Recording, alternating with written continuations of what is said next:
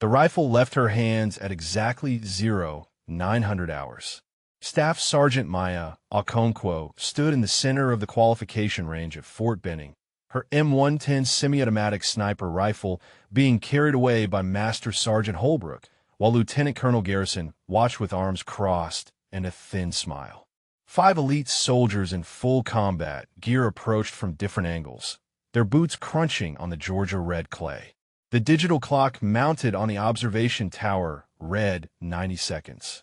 That was all the time Maya had to do the impossible, to prove what everyone said could not be done, to show that the quiet woman they had underestimated for 10 days straight was something they had never encountered before. But that moment was still 9 days away. 9 days of tests, sabotage, and a systematic attempt to break her that would push Maya to reveal skills she had spent 3 years trying to bury. The story actually began on a Tuesday morning when the November sun barely crept over the pine forest surrounding Fort Benning, and Maya Okonkwo was doing what she did best, making the impossible look ordinary. The shooting range stretched out before her, targets positioned at intervals from 300 to 1,000 meters. Maya stood at the firing line with Private First Class Jennifer Torres, a 20-year-old from El Paso who had failed her marksmanship qualification twice and was facing reassignment if she failed a third time. Maya's voice was calm, almost gentle. Breathe with the weapon, not against it. The rifle is an extension of your intention, not a separate tool. Torres nodded, but her hands still trembled slightly as she settled into position. Maya had seen this fear before, the anxiety that came from repeated failure, from feeling like everyone was watching and waiting for you to prove you did not belong. She knelt beside Torres, adjusting the younger woman's shoulder position with practiced hands. Your fear is louder than your focus right now. We're going to quiet that fear. Torres glanced at her, brown eyes wide with doubt. The target is 800 meters out, Staff Sergeant. I have never hit anything past 500. Maya smiled. You have never had proper instruction past 500. There's a difference. Before we continue, drop a comment and let us know what state you're watching from. Maybe you have witnessed similar acts of courage where you are from. The morning air was crisp, carrying the distant sound of artillery practice from the Armor Ranges to the east. Maya guided Torres through the breathing sequence, watching the rise and fall of the young private's shoulders begin to synchronize with her explanation. On your exhale, in a natural pause before your next breath, that is when your body is most still. That is your moment. Torres settled her cheek against the rifle stock, her finger resting along the trigger guard exactly as Maya had taught her. The shot cracked across the range. 800 meters downrange, the target's center mass indicator flipped to show a hit. Torres stared, disbelief written across her face. Maya stood, reaching down to help the younger woman to her feet. You just qualified expert at a range most soldiers never attempt. That is who you are, Private Torres. Not someone who fails. Someone who succeeds when given the proper foundation. Torres's eyes glistened. Thank you, Staff Sergeant. Maya squeezed her shoulder. Thank your own discipline. I just showed you what was already there. As Torres gathered her equipment, another instructor approached. Sergeant First Class Marcus Webb had been at Fort Benning for 6 years and had seen Maya work with struggling soldiers before. You have a gift for this, Okonkwo. Most instructors would have given up on Torres after the first failure. Maya checked her own rifle, a familiar weight she had carried across 3 continents and through situations that still visited her in dreams she preferred not to remember. Everyone deserves a fair chance to prove themselves. Webb nodded toward the main administrative building. Speaking of chances, the colonel wants to see you. Something about a special evaluation program. Maya felt something shift in her chest, an old instinct that had kept her alive in places where hesitation meant death. She had been at Fort Benning for 3 years, deliberately choosing the quiet role of marksmanship instructor after leaving a world she no longer wanted to inhabit. Special evaluation programs meant attention, scrutiny, questions about backgrounds that were still partially classified. What kind of evaluation? Webb shrugged. Above my clearance level, apparently. But word is they're pulling the best shooters from across the Army for some elite qualification course. Your name came up. Maya walked toward the administrative building, her mind already cataloging possibilities and concerns. The November sun climbed higher, warming the Georgia morning. She passed groups of trainees running formation drills, their cadence calls echoing off the brick buildings that housed the infantry school. Fort Benning had been her refuge, a place where her past remained buried under the simple identity of a competent instructor who asked for nothing except to be left alone to do her job well. The colonel's office was on the third floor. Lieutenant Colonel Brock Garrison commanded the Sniper Training Division, a 45-year-old infantry officer with 2 combat deployments and a reputation for running the tightest programs on base. Maya had interacted with him only during formal briefings, maintaining the professional distance she preferred. His secretary, a civilian administrator named Patricia, looked up as Maya entered. "He is expecting you, Staff Sergeant. Go right in." Garrison sat behind a desk covered with training reports and qualification scores. He did not stand when Maya entered, did not offer the customary greeting between officers and senior non-commissioned officers. His blue eyes assessed her with an expression Maya could not quite identify, something between irritation and calculation. "Staff Sergeant Okonkwo, your marksmanship scores are impressive." Maya stood at attention. "Thank you, sir." Garrison leaned back in his chair. "You have been recommended for the Advanced Tactical Marksman Evaluation Program. 10 days, starting Monday. The best snipers and designated marksmen from across the Army, competing for 5 slots in a new Joint Special Operations training initiative." Maya kept her expression neutral, even as warning bells rang in her mind. "Sir, I am content in my current instructor role. My focus is on developing the next generation of Army marksmen." Garrison's mouth twitched. "This is not a request, Staff Sergeant. This is an assignment. You report Monday at 0600 to Range Complex 7. Dismissed." Outside the administrative building, Maya stood in the November sunlight and felt the careful life she had built beginning to crack. Special operations. Elite evaluation. The world she had walked away from were reaching back, pulling her toward a confrontation she had spent 3 years avoiding. Her phone buzzed. A formal notification, assignment to ATME program, 10-day duration, mandatory attendance, evaluation by senior command staff. Maya looked across Fort Benning, at the ranges where she had found peace in teaching, at the quiet routine that had slowly healed wounds she never spoke about. That peace was about to end. She just did not know yet how violently it would shatter, or that in 9 days she would be standing without her rifle, facing 5 elite soldiers, with 90 seconds to prove that everything they believed about her was wrong. Monday morning arrived with cold rain hammering the tin roof of Range Complex 7.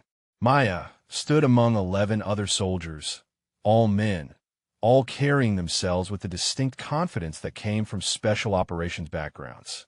She recognized the subtle markers, the way they scanned entries and exits automatically, the comfortable familiarity with high-end weapon systems, the tattoos that marked units most civilians had never heard of.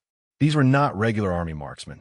These were operators who had turned shooting into an art form in places where mistakes became obituaries. A captain standing near the equipment lockers caught her eye and walked over. His name, tape, Red Rodriguez, and his handshake was firm without being performative. Marcus Rodriguez, former 75th Ranger Regiment. "You're Okonkwo, right? The instructor who got Torres to finally qualify?" Maya nodded. "Word travels fast." Rodriguez grinned. "On a base this size, exceptional teaching gets noticed, especially when it involves someone everyone else had written off." He gestured at the other candidates. "Fair warning, this group includes 2 Delta operators, 3 SEALs for Rangers, 2 Marine Scout snipers, and apparently 1 very capable Army instructor who someone upstairs thinks belongs here." Before Maya could respond, the range door opened and Lieutenant Colonel Garrison entered, followed by Master Sergeant Vance Holbrook and Captain Derek Wu. Garrison's presence filled the space immediately, his voice cutting through the ambient rain noise. "Gentlemen, welcome to the Advanced Tactical Marksman Evaluation Program. Over the next 10 days, you will be tested on every aspect of long-range precision engagement. 5 of you will earn slots in the new Joint Special Operations Sniper Development course. The rest will return to your units with the knowledge that you are not quite good enough. His eyes swept the room and paused on Maya for just a fraction too long. One correction. Gentlemen and lady. Staff Sergeant Okonkwo joins us from the instruction cadre. I am sure she will find the standards here somewhat different from teaching basics to trainees. Several candidates glanced at Maya. She kept her expression neutral, recognizing the setup for what it was. Garrison was establishing her as the outsider, the one who did not belong, before any evaluation had even begun. The first test was a cold bore shot at 800 meters. Each candidate would fire one round from a rifle they had never used before. No warm-up, no practice. Garrison explained the parameters with clinical precision. In combat, you do not always have the luxury of familiar equipment or preparation time. This test measures your ability to adapt instantly to unfamiliar systems and environmental conditions. Maya watched the others shoot first. Every single one hit within the target's acceptable range. 2 hit dead center. When her turn came, Maya approached the firing line and picked up the rifle. It was a different model than she preferred, weighted differently, the scope calibrated to someone else's eye relief. She had 30 seconds to familiarize herself before the command to fire.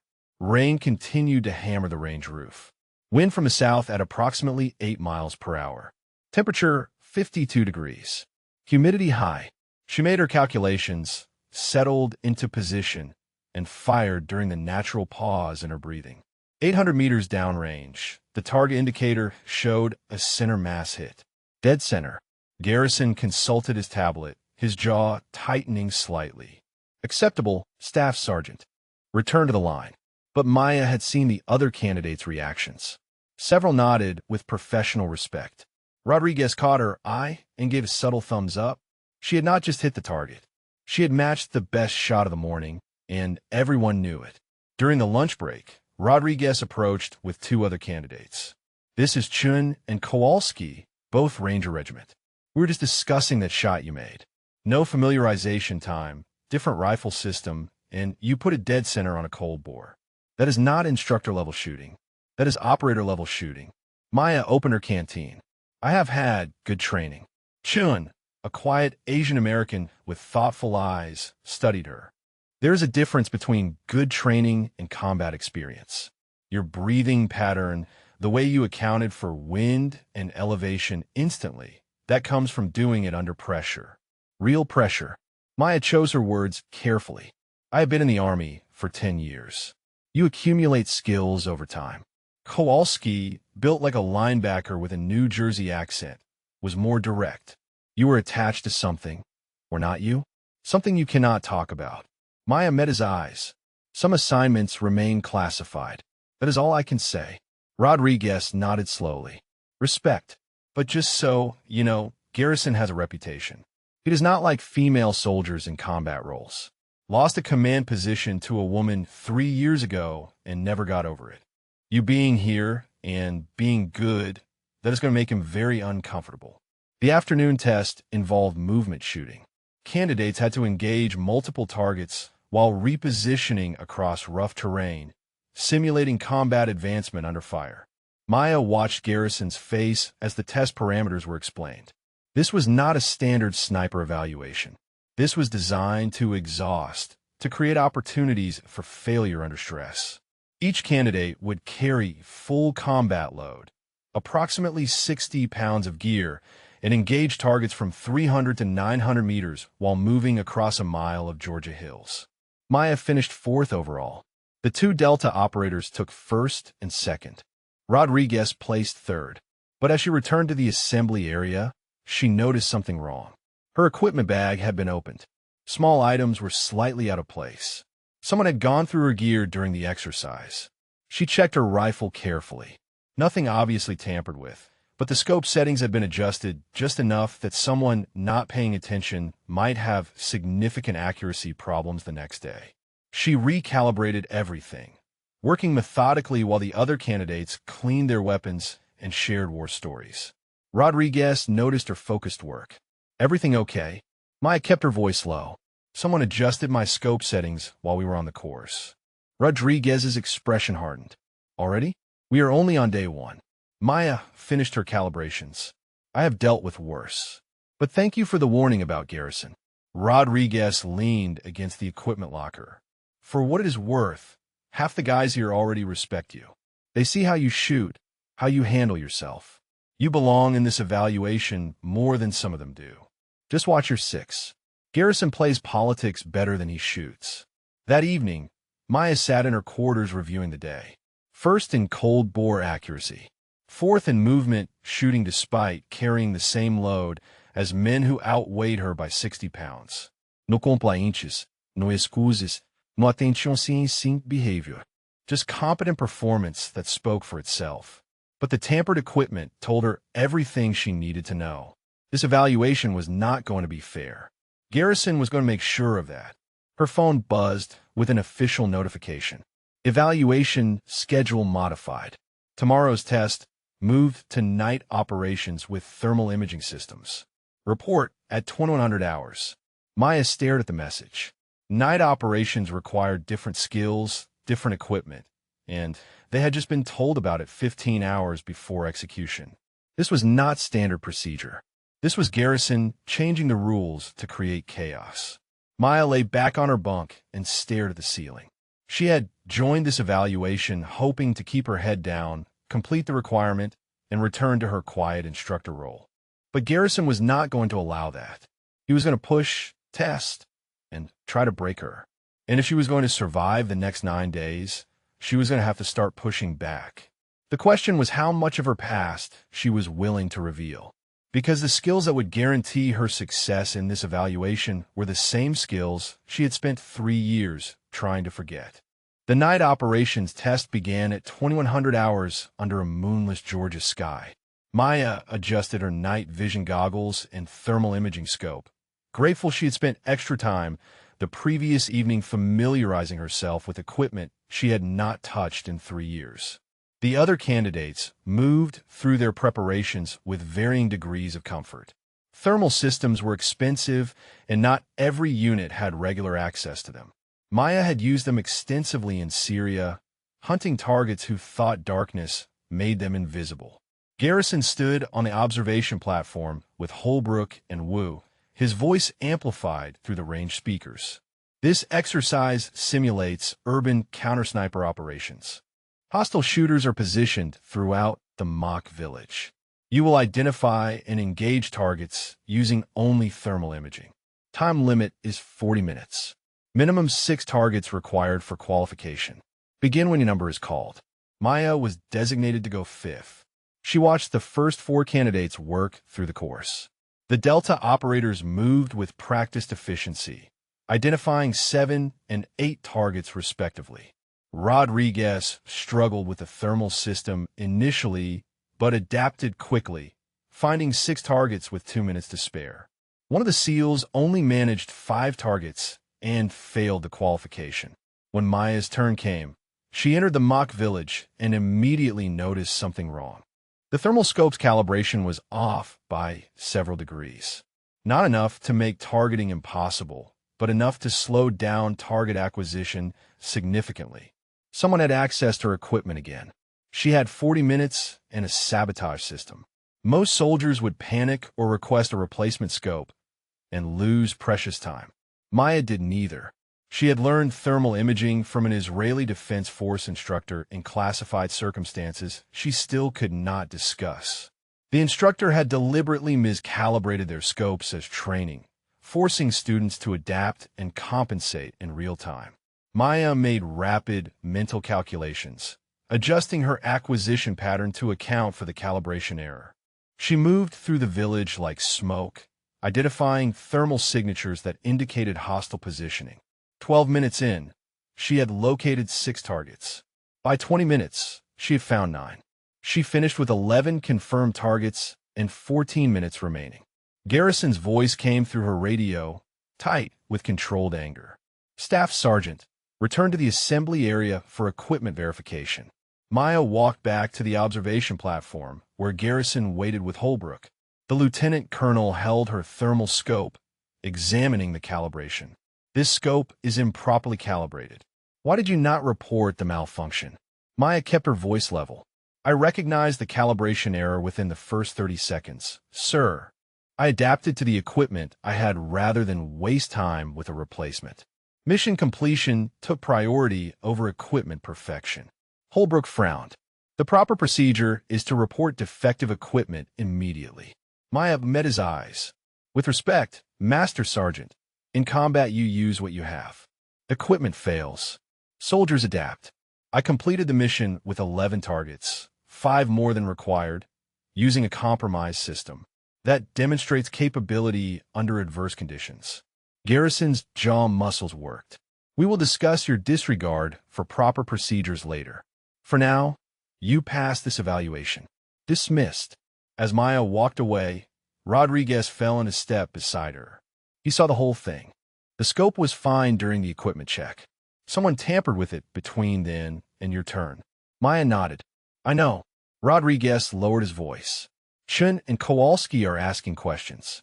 They see what is happening and they do not like it. You have got allies here, Okonkwo. More than Garrison realizes. The next morning brought the tactical problem-solving test. Candidates were presented with complex scenarios requiring both marksmanship and strategic thinking. Maya excelled, her solutions demonstrating a level of tactical sophistication that drew quiet attention from the other candidates. During one scenario involving hostage rescue with multiple hostile positions, her approach was so efficient that Wu asked her to explain her reasoning to the group. Maya walked them through her analysis. The primary hostile here has clear line of sight to the hostage. Standard approach would be to eliminate him first, but that alerts the other hostiles. Instead, you create a distraction using the secondary hostile here. Draw attention away from the primary, then eliminate the primary during the confusion and clean up the remaining hostiles before they can respond. It adds 15 seconds to the operation, but increases hostage survival probability by 40%. One of the Delta operators, an intense man named Patterson, studied the scenario layout. That is not textbook. That is field-tested methodology. How many actual hostage situations have you worked? Maya chose her words carefully. Enough to know that hostages do not care about textbook solutions. They care about surviving. Patterson nodded slowly, professional respect clear in his expression. During the lunch break, Maya found her locker had been searched again. This time, small items were missing. Nothing critical, but enough to send a message. Someone wanted her to know they could access her equipment whenever they wanted. She was documenting the missing items when Chun approached. Kowalski and I have been talking. We want you to know that whatever Garrison is doing, it does not represent how most of us feel. You shoot better than half the people here and think better than most of the rest. You belong in this evaluation. Maya appreciated the solidarity, but knew it came with risks. I do not want you catching blowback for supporting me. Chun shook his head. We are not supporting you because you are a woman or because Garrison is being unprofessional. We are supporting you because you are a better operator than he is, and that clearly drives him insane. Respect is earned. You have earned it. That afternoon, Garrison announced a surprise modification to the evaluation schedule.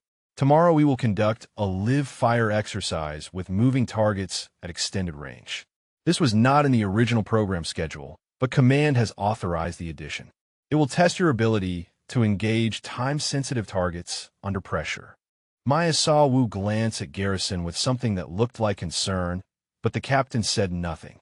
Rodriguez pulled Maya aside after the announcement. Moving targets at extended range is expert-level stuff. He's trying to create a failure point. Maya had already reached the same conclusion. The question is whether I give him what he wants or show him exactly how much he has underestimated me. Rodriguez grinned. I am really hoping you choose option 2. This guy needs a reality check. That evening, Maya cleaned her rifle with meditative focus. Each component was inspected, each mechanism tested. She would not give Garrison any opportunity to claim equipment failure when she succeeded tomorrow. As she worked, her mind drifted to memories she usually kept locked away. Moving targets at extended range. She had engaged those in Raqqa, in Mosul, in places that officially did not exist. Targets who were shooting back with intent to kill. A training range, even a difficult one, was nothing compared to that. Private Torres appeared at her door, hesitant. "Staff Sergeant, I heard what is happening with your evaluation. Some of the instructors are talking about it." Maya set down her cleaning rod. "And what are they saying?" Torres stepped inside. "They are saying Lieutenant Colonel Garrison is trying to force you out because you are a woman. They are saying it is not fair." Maya gestured for Torres to sit. "Life is often not fair, especially in the military. The question is not whether the system is fair. The question is whether you let unfairness stop you from being who you are capable of being." Torres met her eyes. "You helped me when everyone else had given up. You saw something in me nobody else saw. I just wanted you to know that a lot of us are watching what happens to you in this evaluation, and we're hoping you show them all what we already know, that you are one of the best shooters on this entire base." Maya felt something warm and protective rise in her chest. "Thank you, Private. That means more than you know." After Torres left, Maya stood at her window looking out over Fort Benning. Lights dotted the base, each one representing soldiers training, preparing, becoming the force that would be asked to do impossible things in impossible places. She had been one of those soldiers once, had done those impossible things. And tomorrow, Garrison was going to learn that trying to break her was the worst tactical decision he had ever made. Because Maya Okonkwo had not survived 3 years in the most dangerous combat zones on Earth by accepting defeat when someone told her she did not belong. She had survived by being better, faster, and more precise than anyone expected. Tomorrow, she would remind everyone watching exactly what that looked like.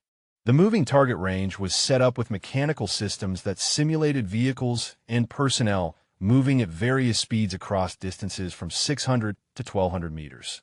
Maya watched Garrison explain the parameters with Captain Wu standing beside him, the younger officer's expression unreadable. Each candidate would engage 6 targets, 3 vehicle-sized and 3 personnel-sized, all moving at different speeds and trajectories. Wind was gusting to 15 miles per hour from the southwest.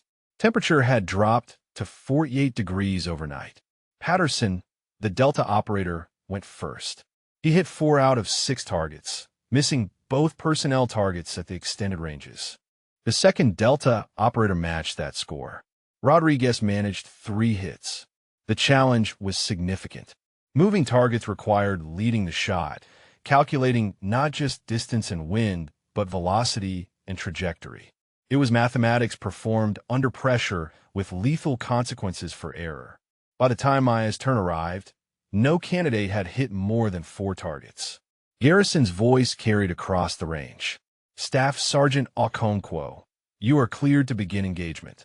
Maya settled into her firing position and entered the state of focused calm that had kept her alive through 47 confirmed missions in hostile territory. The first target appeared, a vehicle-sized silhouette moving left to right at approximately 20 miles per hour. She calculated lead time, accounted for wind drift, and fired. Direct hit. The second target moved faster, a personnel silhouette at 800 meters. Hit. The third target crossed at an angle, moving away from her position. Hit.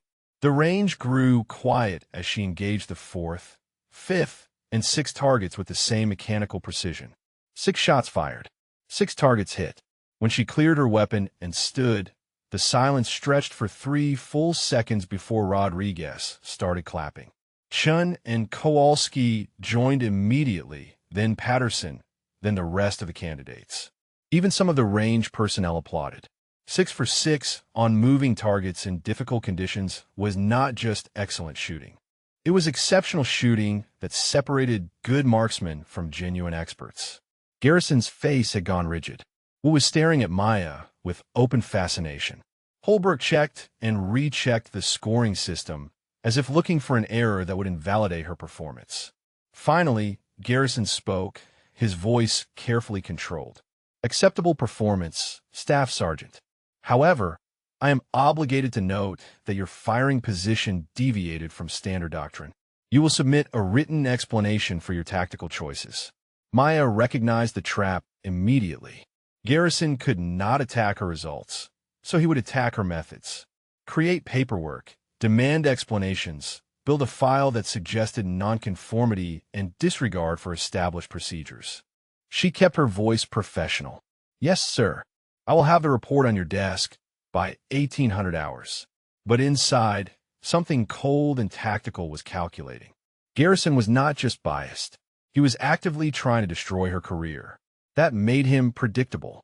And predictable enemies made tactical errors. During the afternoon break, Wu approached Maya while she was reviewing her notes for the written report. The captain glanced around to ensure they were alone before speaking quietly.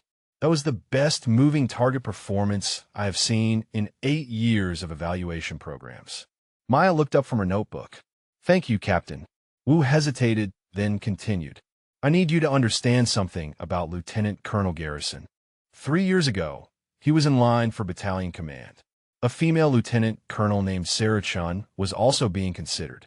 She got the position. Garrison was reassigned here to training command.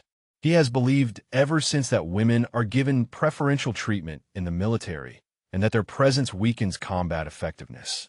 Maya processed this information. So his issue with me is not personal. It is ideological. Wu nodded. He sees you as evidence that supports a system he believes is fundamentally broken. Every time you excel, it contradicts his worldview. That makes you a threat he needs to eliminate. Maya met the captain's eyes. Why are you telling me this? Wu looked uncomfortable.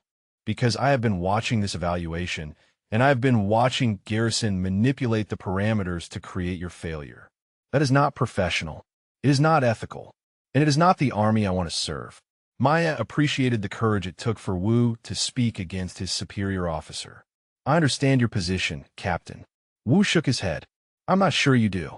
Garrison is writing reports to the evaluating board. Reports that characterize your performance as adequate, but no concerns about your adherence to doctrine, your unwillingness to follow established procedures, and what he calls your tendency toward individualistic decision-making. He is building a narrative that you're skilled but unreliable, a liability rather than an asset. The cold tactical part of Maya's mind began formulating responses. If Garrison was building a paper trail, she needed evidence to counter it.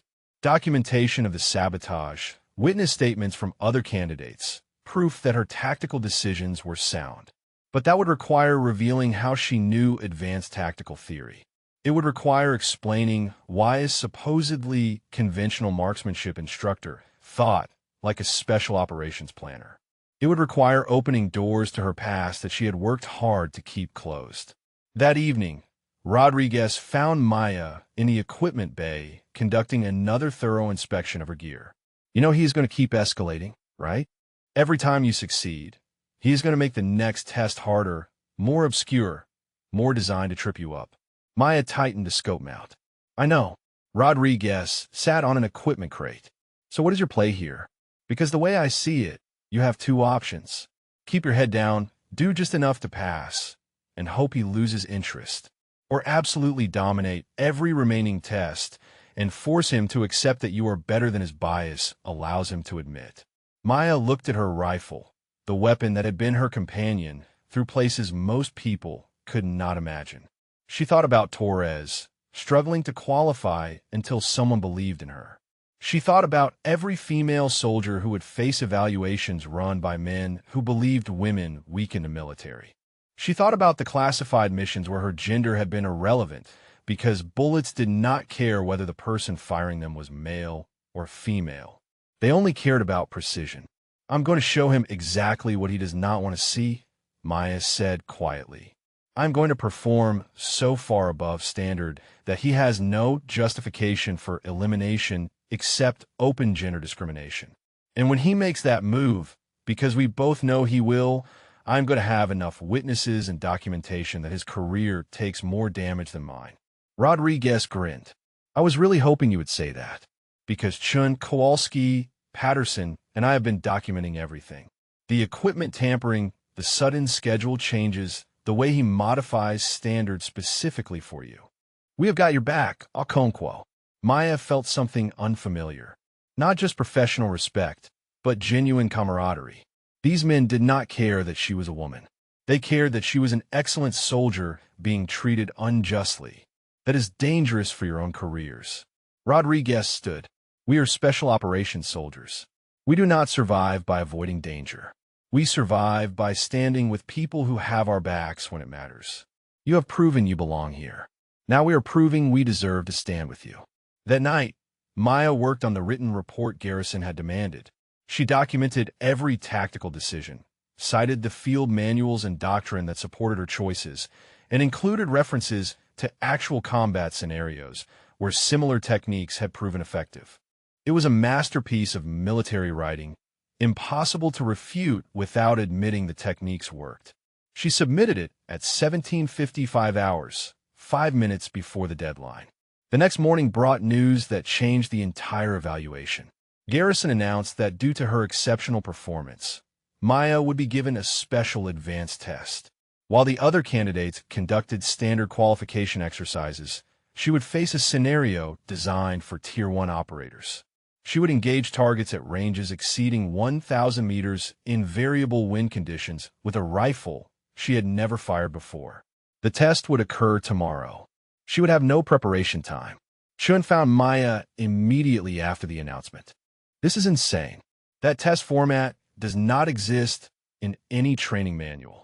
He is making it up specifically to create an impossible standard. Maya, check her watch. Then I have 24 hours to make the impossible look routine. Kowalski joined them, his face serious. We could file a formal complaint. This is clearly targeted harassment. Maya shook her head. A complaint puts Garrison on notice and gives him time to build his defense. I need him overconfident. I need him so certain I will fail that he does not see what is coming. Patterson approached, his Delta operator instincts showing in his careful assessment. You keep saying you can handle these tests, but handling them and dominating them are different things. What nobody here understands is how an instructor has combat-level skills in scenarios most instructors have never even trained for. Maya met his eyes and made a decision. What you're really asking is where I learn what I know. Patterson nodded. That is exactly what I'm asking. Maya glanced around to ensure they were alone. I was attached to special mission units for 3 years. Syria, Iraq, and places that do not have names. Sniper operations, counterinsurgency, high-value target elimination. I left that world because I needed to leave it, but the skills do not leave just because the assignment does. The 4 men absorbed this information with the quick processing of experienced operators. Rodriguez spoke first. Delta attachment? Maya nodded slightly. Something like that. The details are still classified. Patterson whistled softly. That explains everything. The tactical thinking, the moving target performance, the way you adapt to sabotaged equipment like it is just another Tuesday. You're not an instructor who can shoot. You are an operator who is teaching. Chun looked at Maya with new understanding. So when Garrison gives you his impossible test tomorrow, he is not testing an instructor. He is testing someone who has done actually impossible things under conditions where failure meant death. Maya picked up her rifle case. Tomorrow, Lieutenant Colonel Garrison is going to learn the difference between someone who qualifies soldiers and someone who has eliminated enemies of the United States in combat. And I'm going to make absolutely certain he never forgets that difference. The impossible test never happened. At 05:30 hours, Maya was summoned to Garrison's office where she found the lieutenant colonel seated behind his desk with Holbrook standing at attention beside him. A formal document lay on the desk between them. Garrison's expression carried something Maya recognized immediately.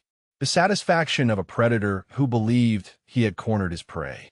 Staff Sergeant Okonkwo, during a routine inspection of training records, irregularities have been discovered regarding your equipment handling procedures. Specifically, you are being formally accused of tampering with government property, falsifying equipment logs, and conduct unbecoming of a non-commissioned officer. Maya felt ice flood her veins. What specific irregularities? Garrison slid the document across the desk. Multiple instances where equipment assigned to you was logged as properly secured when subsequent checks revealed security violations. Unauthorized modifications to your assigned weapon systems. and testimony from Master Sergeant Holbrook regarding your dismissive attitude toward proper procedures. Maya scanned the document, her tactical mind processing the trap that had been set. Every piece of evidence described situations where her equipment had been sabotaged. The security violations were from when someone had accessed her locker. The unauthorized modifications were the scope adjustments she had corrected after tampering. Garrison had taken evidence of the sabotage against her and twisted it into evidence of her own misconduct. It was brilliant in its cruelty, comprehensive in its destruction.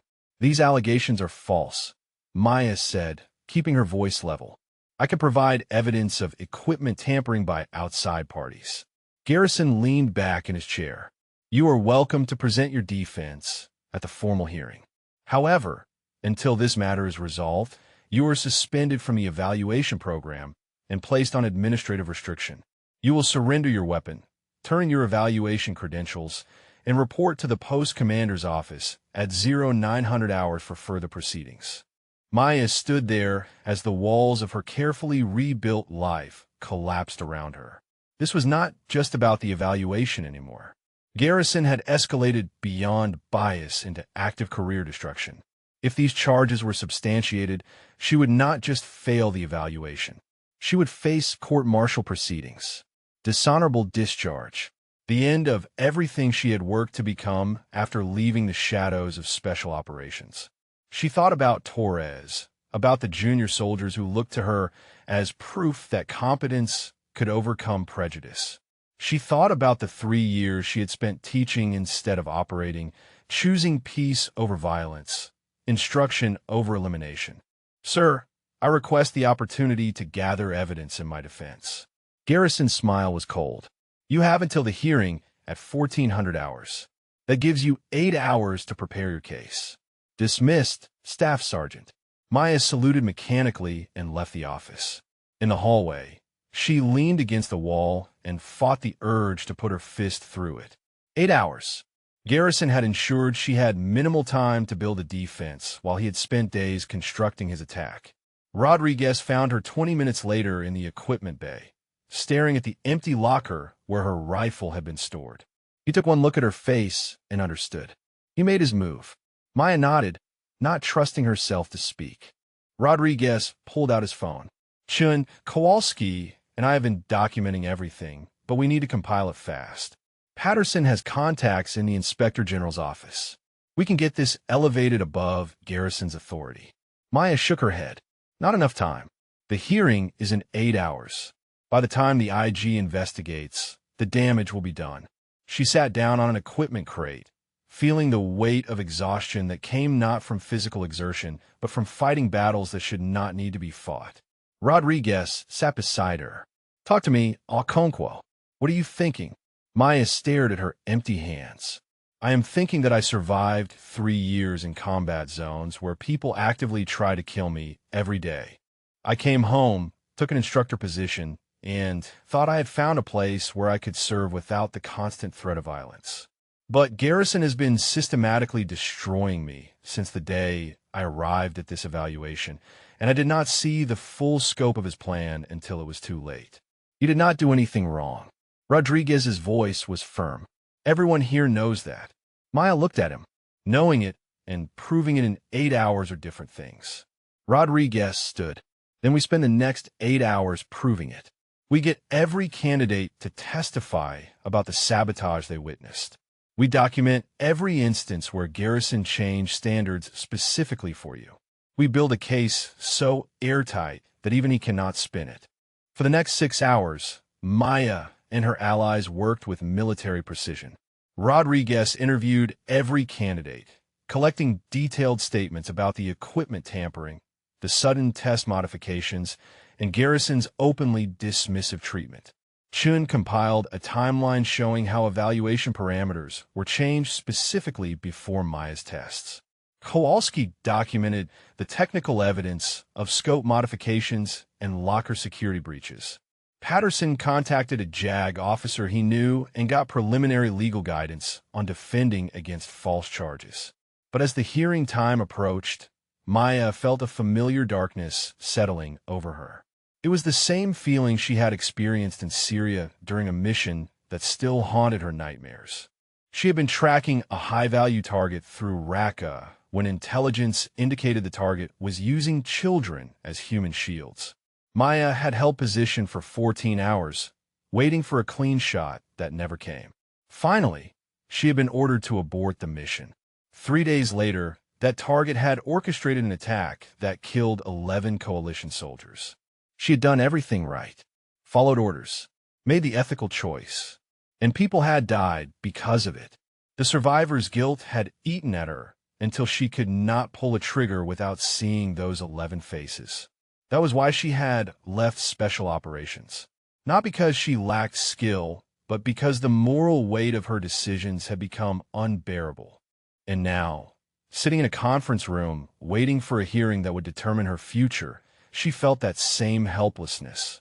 That same sense that doing the right thing was not enough when the system itself was rigged against you. Torres appeared at the conference room door, her young face anxious. "Staff Sergeant, I heard what happened. I came as fast as I could." Maya managed a weak smile. "You should not be here, Private. This could damage your career by association." Torres stepped inside and closed the door. "You taught me that courage means standing up when it is hard, not when it is easy. A lot of instructors are talking about this. We know what Garrison is doing. We know it is wrong, and we are prepared to testify on your behalf." Maya felt something crack in her chest. Not the brittle breaking of defeat, but the powerful fracture that comes before transformation. She looked at Torres, then at Rodriguez, Chen, Kowalski, and Patterson standing in the hallway outside.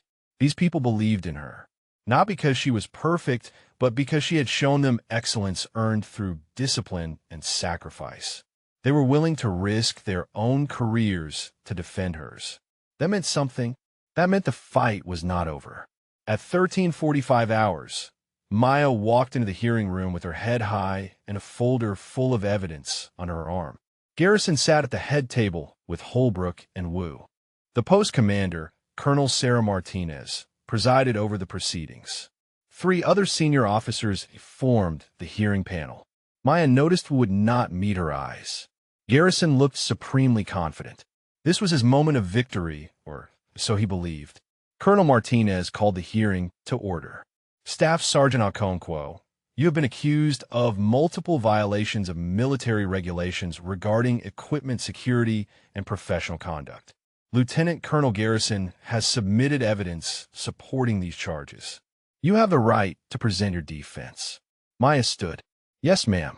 I am prepared to present evidence that the charges against me are fabricated and that I have been the target of a systematic campaign of sabotage and professional destruction orchestrated by Lieutenant Colonel Garrison."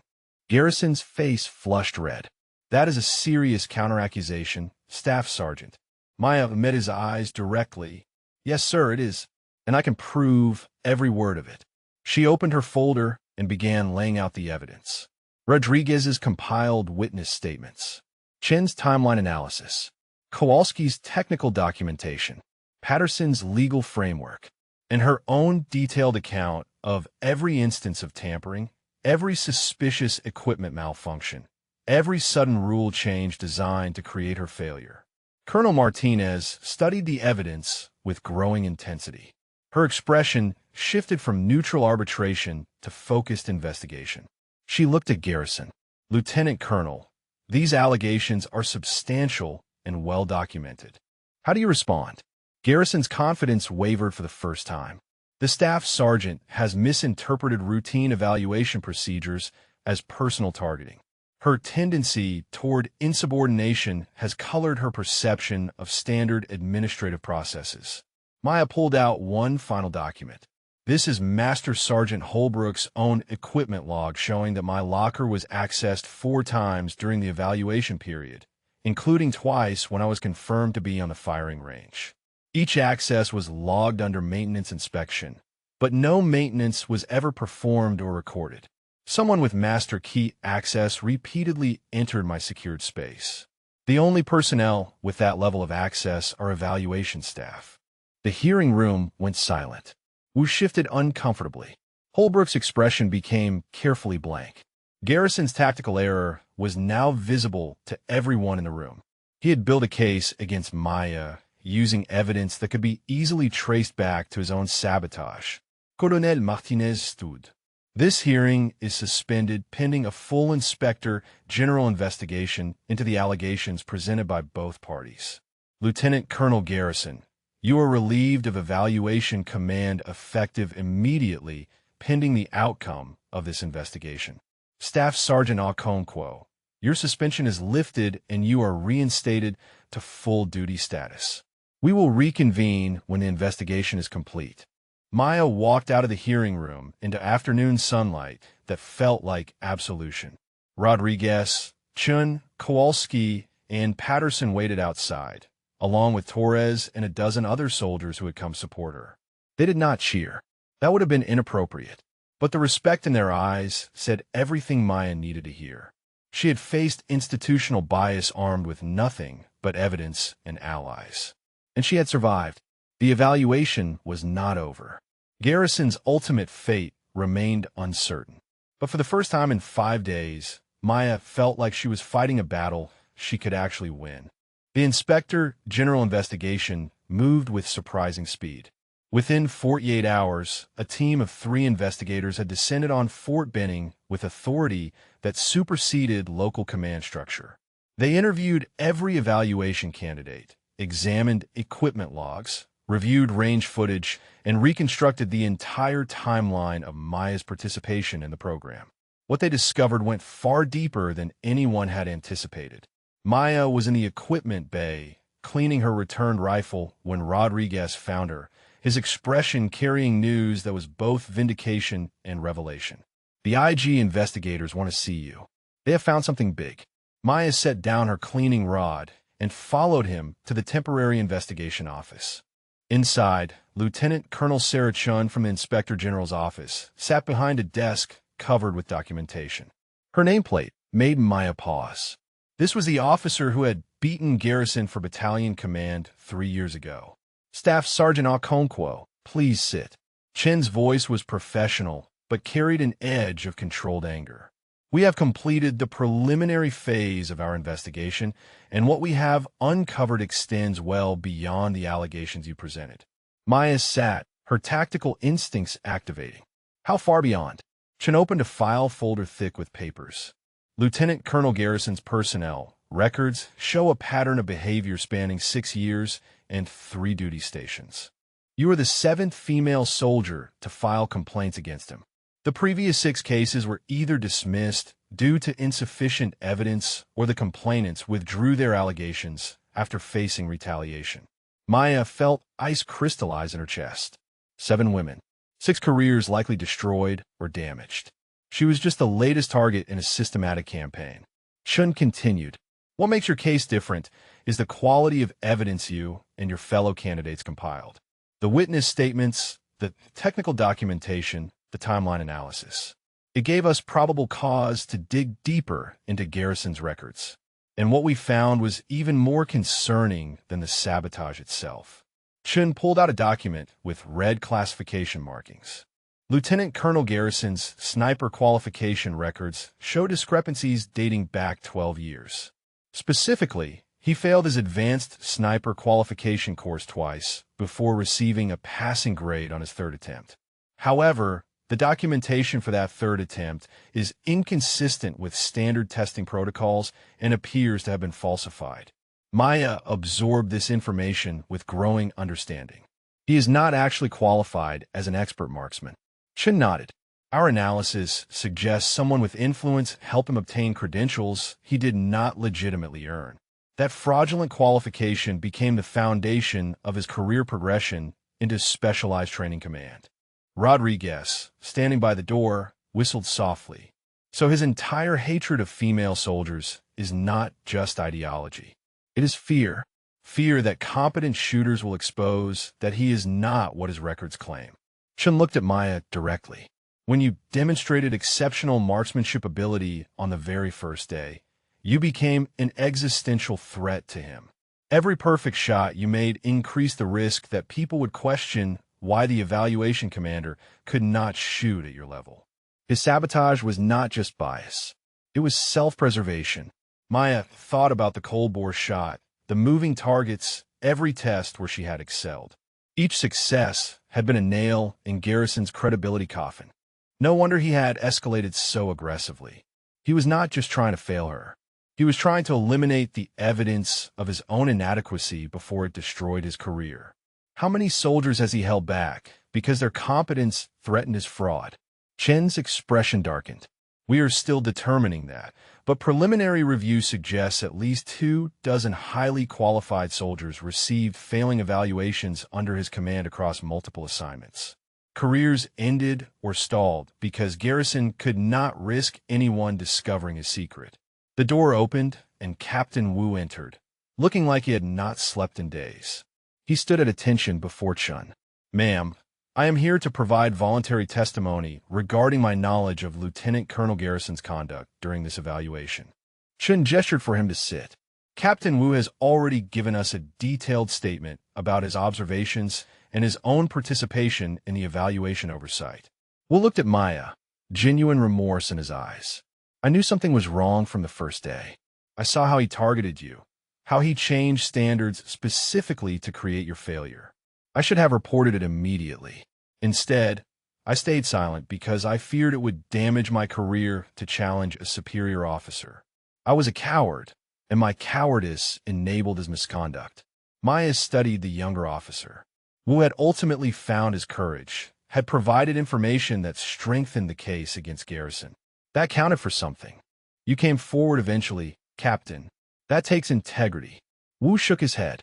"I came forward after you had already fought the battle yourself.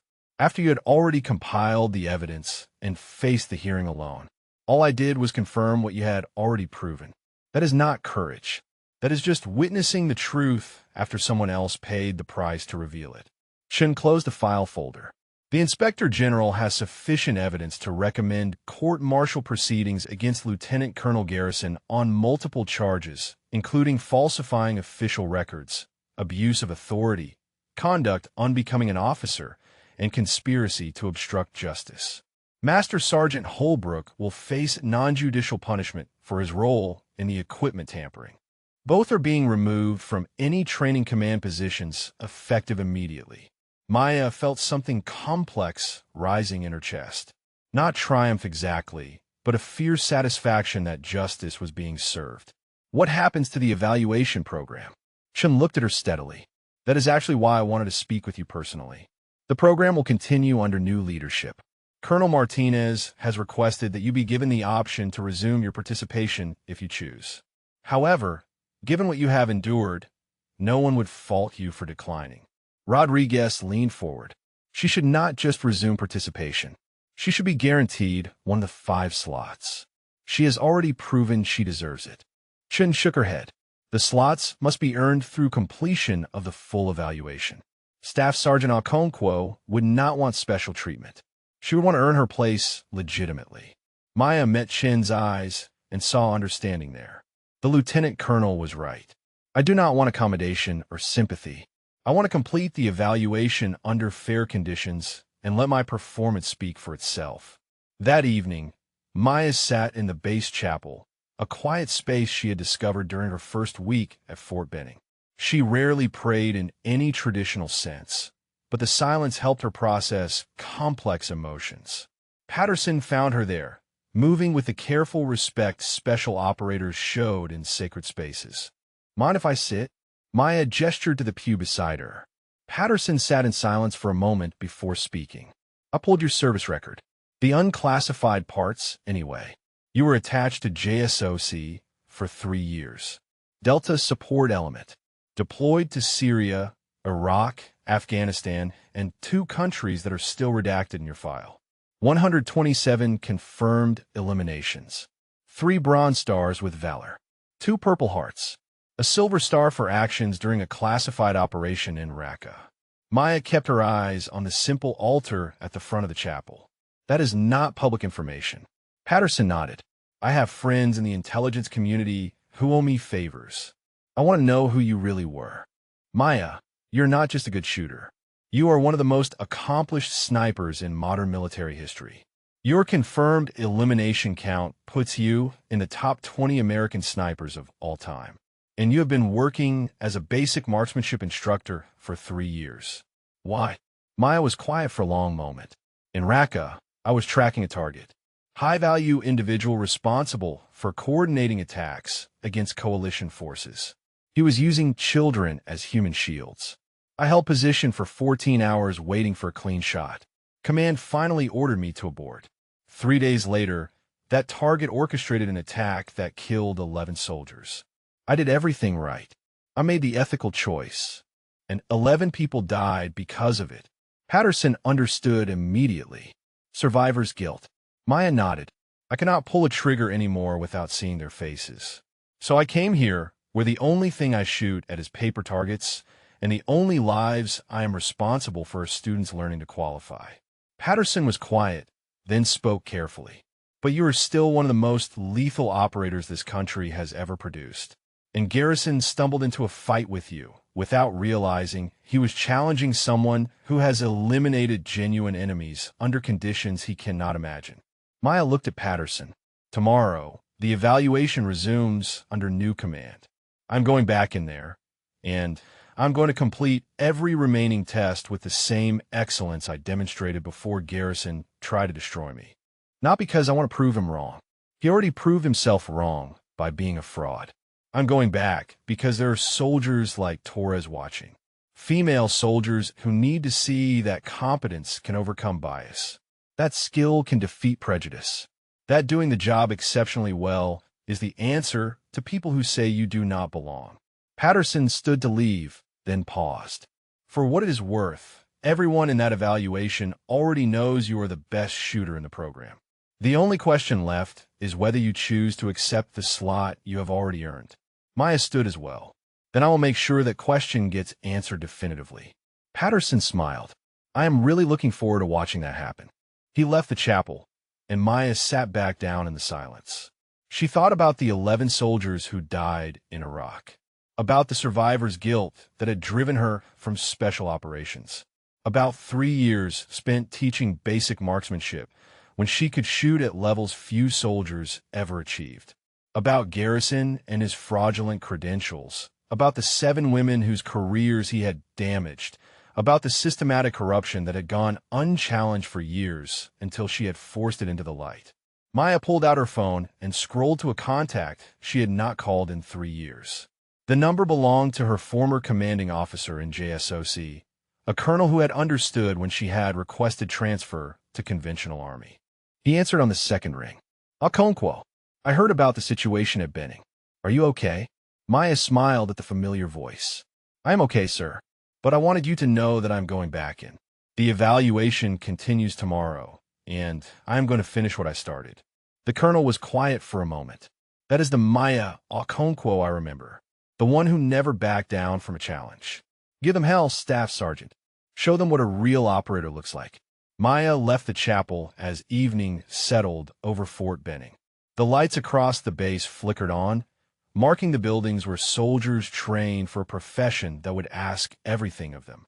She had been one of those soldiers once. Had given everything.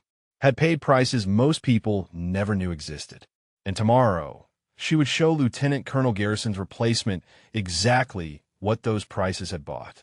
Not arrogance, not bravado, just skill refined in the crucible of actual combat, wielded by someone who had finally found her courage again. The evaluation resumed under the command of Colonel Sarah Martinez, who brought both fairness and high standards to the remaining tests. She gathered all candidates on the first morning and delivered a message that reset the entire program's atmosphere. What happened under Lieutenant Colonel Garrison's command was a failure of leadership and integrity. This evaluation will now proceed according to actual standards, without bias and without sabotage. You will be tested rigorously, but you will be tested fairly. May the best shooters earn the 5 slots available. Maya felt something shift in the group dynamic. Without Garrison's toxic presence, the candidates relaxed into professional camaraderie. They were still competing, but the competition felt clean now. Legitimate. Rodriguez approached her before the first test. Ready to show everyone what you can really do when nobody is tampering with your equipment? Maya, check her rifle one final time. I am ready to complete this evaluation the way it should have been completed from the beginning. The morning test involved precision shooting at extreme range. Targets were positioned at 1,400, 1,600, and 1,800 meters in variable wind conditions. This was the kind of shooting that separated good snipers from exceptional ones. At these distances, dozens of variables had to be calculated perfectly. Wind speed and direction at multiple elevations. Temperature and humidity effects on bullet trajectory.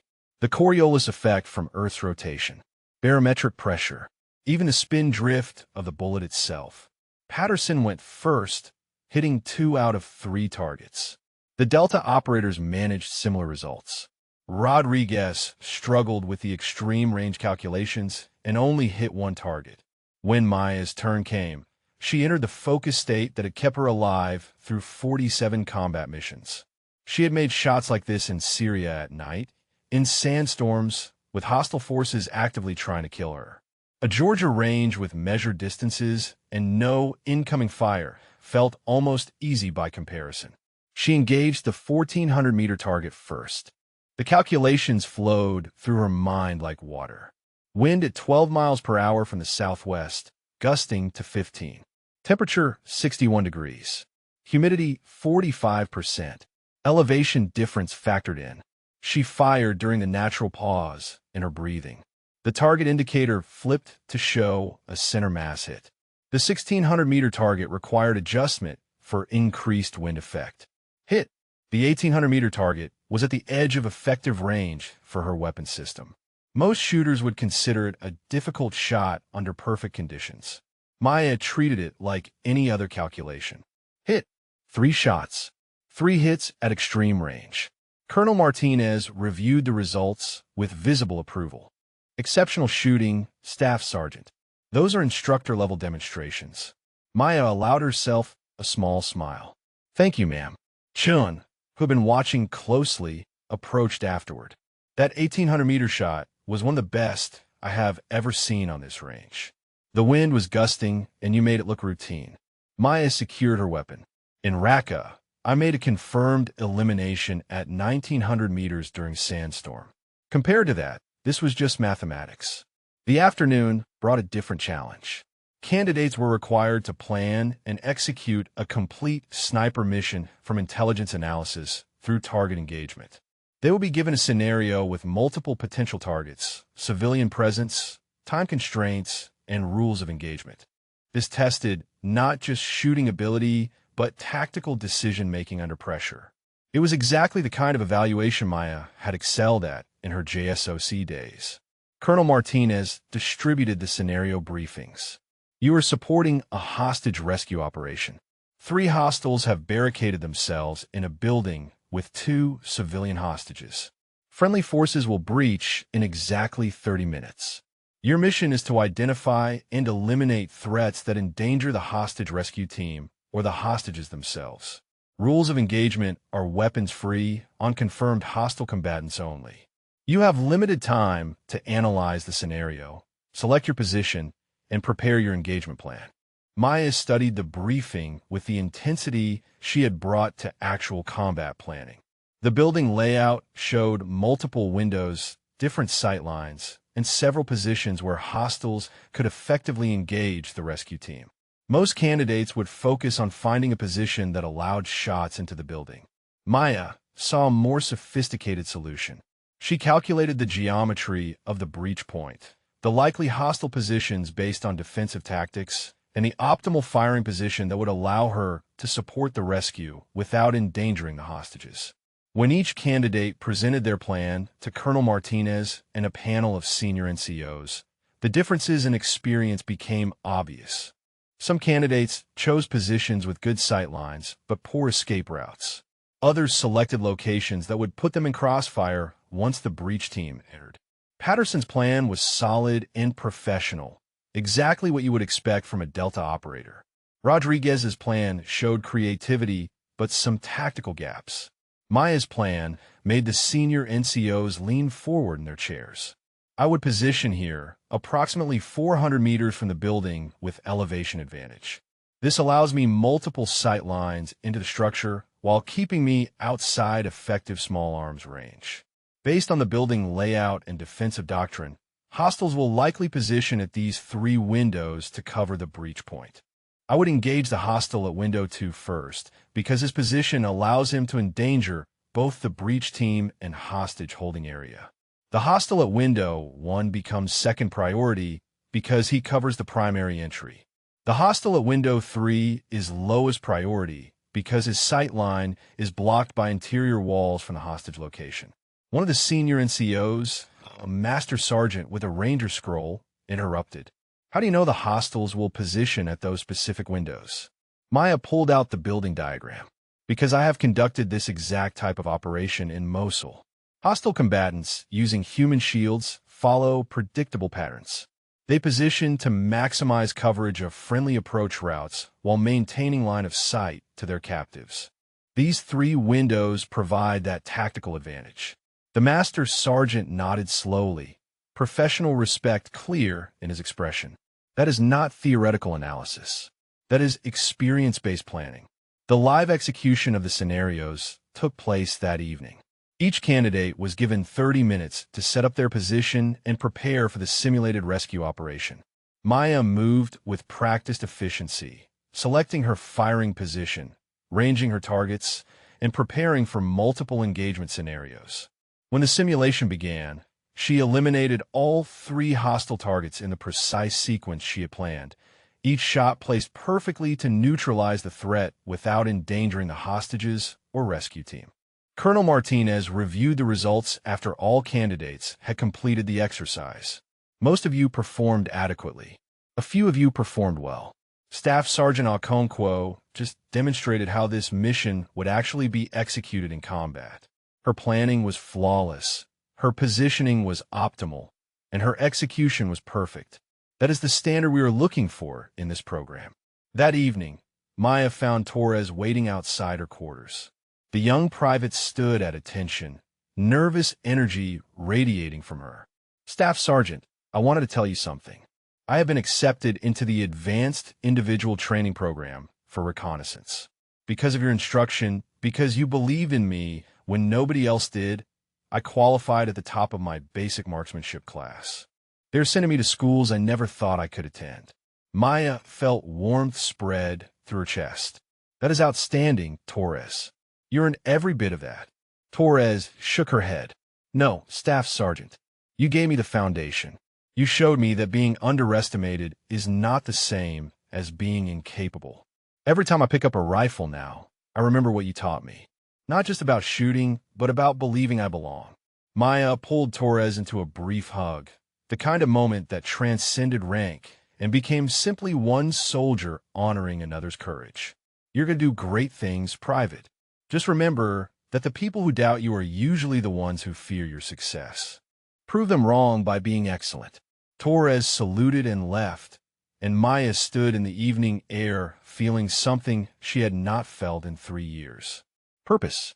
Not the grim purpose of eliminating enemies, but the powerful purpose of building up the next generation of warriors.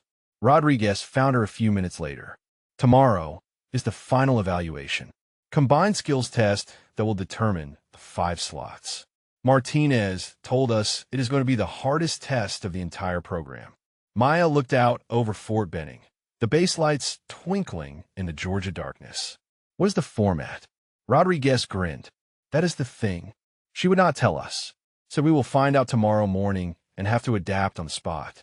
Just like actual combat. No preparation time. No advanced warning. Just skill, experience, and the ability to perform under maximum pressure. Maya felt her tactical mind activate. That was smart evaluation design. In real operations, you rarely had perfect information or ideal preparation time. You adapted to the situation as it unfolded, made decisions with incomplete data, and executed under conditions that were never optimal. A test designed around that reality would separate the truly capable from the merely competent. I appreciate Martinez not giving us time to overthink it. Rodriguez studied her expression. You're not worried at all, are you? Maya checked her watch. I spent 3 years operating in environments where the enemy adapted constantly, where mission parameters changed mid-operation, where the difference between success and failure was how quickly you could recalibrate your approach. A surprise test at Fort Benning is not going to rattle me. Patterson and Chun joined them, both looking energized rather than anxious. We have been talking. Patterson said, the 5 slots are going to the 5 best shooters. Maya, you are unquestionably one of them. The question is which 4 of the rest of us earn the other spots. Chun nodded. This started as a competition. But after everything that happened with Garrison, it feels like something more important. We are proving that merit beats bias, that skill defeats prejudice, that the system can work when the people running it have integrity. Kowalski approached, carrying 4 cups of coffee from the base exchange. Figured we could use these while we strategize for tomorrow. Maya took a cup gratefully. What is there to strategize? We do not know what the test is. Kowalski grinned. True, but we know what the purpose is. To see who can think tactically under pressure, who can adapt to unknown situations, who has the mental toughness to perform when everything is uncertain. And you've got more experience doing exactly that than anyone here. Maya looked at these men who had become genuine allies, who had risked their careers to support her when she was under attack, who had documented evidence, provided testimony, and stood with her when it would have been easier to stay silent.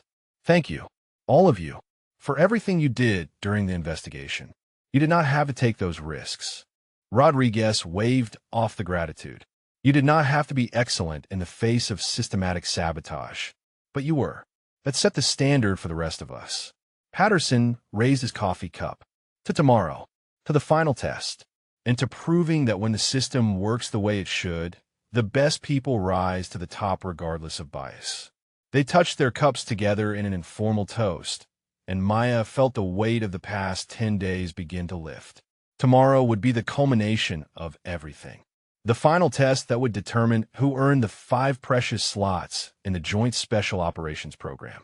And Maya Okonkwo, the quiet instructor who had turned out to be one of the most accomplished snipers in modern military history, was ready to show everyone exactly what she was capable of when nobody was sabotaging her path.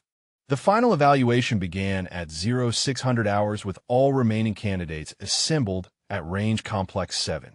Colonel Martinez stood before them with an expression that promised the test ahead would be unlike anything they had faced before. The final evaluation will assess your ability to perform under the most challenging conditions possible. You will face a scenario that tests not just your marksmanship, but your tactical thinking, your physical capability, and your mental resilience under extreme pressure. She paused, letting the tension build.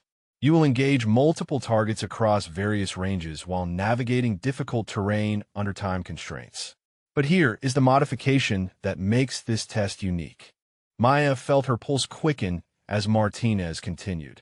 You will complete this evaluation without your primary weapon. Maya's rifle was taken from her hands by a senior NCO. Around her, the other candidates shifted uncomfortably as their weapons were also collected. Martinez's voice cut through the rising murmur. In combat, you do not always have access to your preferred equipment. Sometimes your weapon is damaged, lost, or simply unavailable. This test determines whether you are a soldier who happens to use a rifle or a complete tactical operator who can accomplish the mission regardless of the tools at hand. Rodriguez whispered under his breath. This is insane. Maya's mind was already racing through possibilities. Without rifles, they would need to rely on alternative skills. Hand-to-hand combat, environmental awareness, tactical psychology, the exact skill set she had developed during close-quarters operations in urban environments overseas. Martinez gestured toward the training complex. In that facility are 5 elite soldiers from various special operations units. They are your opposition force. Your mission is to neutralize them using any means necessary except lethal force. You have tactical training weapons, your physical skills, and your minds. Time limit is 90 seconds once you enter the engagement zone. Patterson's eyes widened. 90 seconds to neutralize 5 special operators in close quarters without our primary weapons? That is not a marksmanship test. That is a combatives assessment. Martinez smiled thinly. That is correct, Captain, because the best snipers are not just good at shooting from a distance. They are complete warriors who can fight and win regardless of the circumstances. Each candidate will face this challenge individually. Performance will be evaluated on tactical effectiveness, efficiency of movement, and successful target neutralization. Maya watched as the first candidate entered the facility. He was a skilled marksman, but had limited close-quarters combat experience. He managed to neutralize 2 of the 5 operators before being overwhelmed. The second candidate, one of the Delta operators, did better. He used the environment tactically, creating choke points and using angles to his advantage. He neutralized 3 operators before running out of time. Rodriguez went third, his Ranger training evident in his aggressive approach. He got 4 operators, but took significant simulated damage in the process. Patterson entered the facility with the calculated precision of someone who had trained extensively in close-quarters battle. He moved like water through the space, using speed and surprise to overcome the size advantage his opponents held. He neutralized 4 operators with 15 seconds remaining, but could not locate the 5th in time. When he emerged, his expression was frustrated. That 5th operator was positioned perfectly. I could not get an angle on him without exposing myself to counterattack. Then it was Maya's turn. She stood at the entrance to the facility and felt 3 years of carefully constructed distance from her combat past dissolve. The tactical part of her brain activated fully for the first time since leaving JSOC. She was not Maya the instructor anymore. She was Maya the operator. The woman who had survived close-quarters combat in Raqqa and Mosul, who had cleared buildings filled with hostile combatants, who had learned that victory was not about size or strength, but about speed, precision, and the ruthless application of tactical psychology. Colonel Martinez started the timer. 90 seconds. Begin. Maya entered the facility, moving low and fast. The first operator came at her from the left, expecting her to engage directly. Instead, Maya used his momentum against him, redirecting his attack into a support column and delivering a precise strike to a nerve cluster that simulated incapacitation. 5 seconds elapsed. She did not pause to confirm the neutralization. In combat, you kept moving or you died. The second operator tried to use his size advantage, attempting to grapple and overpower her. Maya had faced this tactic dozens of times. Larger opponents always assumed strength would win. They were always wrong when facing someone who understood leverage and anatomy. She targeted his knee with a low kick that hyperextended the joint, then followed with a strike to his solar plexus that left him gasping. 12 seconds elapsed. 3 operators remaining. 78 seconds left. The third and fourth operators attacked together, attempting to overwhelm her with coordinated assault. This was where most candidates would panic or retreat. Maya did neither. She created chaos by throwing a training dummy into their formation, disrupting their coordination. As they separated to avoid the obstacle, she engaged them individually. The third operator went down from a throw that used his own charge momentum. The fourth tried to defend, but Maya was already inside his guard, delivering rapid strikes to pressure points that forced his simulated surrender. 31 seconds elapsed. 1 operator remaining. 59 seconds left. The 5th operator was the one Patterson had warned about. He had positioned himself in a corner with excellent sight lines and no easy approach. Most candidates would have charged directly and been neutralized. Maya studied the geometry of the space for 3 seconds. She needed an angle he could not cover. She found it by going vertical, using wall-mounted equipment to elevate herself above his natural sight line. She dropped behind him with perfect timing, executing a choke hold that simulated neutralization before he could react. 47 seconds elapsed. 43 seconds remaining. Maya stood among the 5 neutralized operators as the timer continued to count down. She had completed the mission with time to spare. When she exited the facility, Absolute silence greeted her. Every candidate, every evaluator, every observer stood frozen in stunned recognition of what they had just witnessed. Colonel Martinez checked her stopwatch twice, as if unable to believe the reading. 47 seconds. You neutralized 5 elite special operations soldiers in 47 seconds using close-quarters combat techniques I have never seen executed with that level of precision. Patterson found his voice first. That was not Army combatives. That was something else entirely. Where did you learn to fight like that? Maya's breathing was already returning to normal, her heart rate dropping from combat levels to baseline with practiced efficiency. I was attached to a special mission unit that required proficiency in multiple combat disciplines. We trained with Israeli Krav Maga instructors, Russian Systema experts, and Filipino martial arts specialists. The mission set required the ability to neutralize threats in close quarters without firearms. I spent 18 months doing almost nothing but close-quarters combat training and application. Rodriguez shook his head in disbelief. You're not just a sniper. You are a complete special operations package. Maya met his eyes. In the units I worked with, you did not get to be just one thing. You were everything the mission required. Sniper, close-quarters specialist, tactical planner, intelligence analyst. Whatever it took to accomplish the objective. Chen approached, professional respect evident in every movement. That was the most efficient close-quarters engagement I have ever witnessed. You moved like every second mattered, like you had done this hundreds of times under actual hostile conditions. Maya allowed herself a small smile. I have done this hundreds of times under actual hostile conditions. The only difference between this test and Mosul is that today nobody was actually trying to kill me. That makes it significantly easier. Colonel Martinez stepped forward, her expression carrying something between amazement and calculation. Staff Sergeant Okonkwo, your performance today exceeded every standard we have for this evaluation. But I need to ask you a direct question. Your service record shows 3 years as a marksmanship instructor at Fort Benning. Before that, there are 3 years of assignment listings that are heavily redacted. What exactly were you doing during those 3 years? Maya had known this moment would come eventually.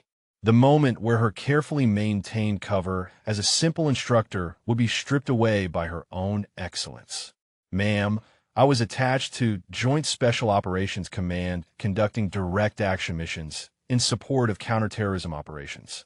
The specific units, locations, and mission details remain classified.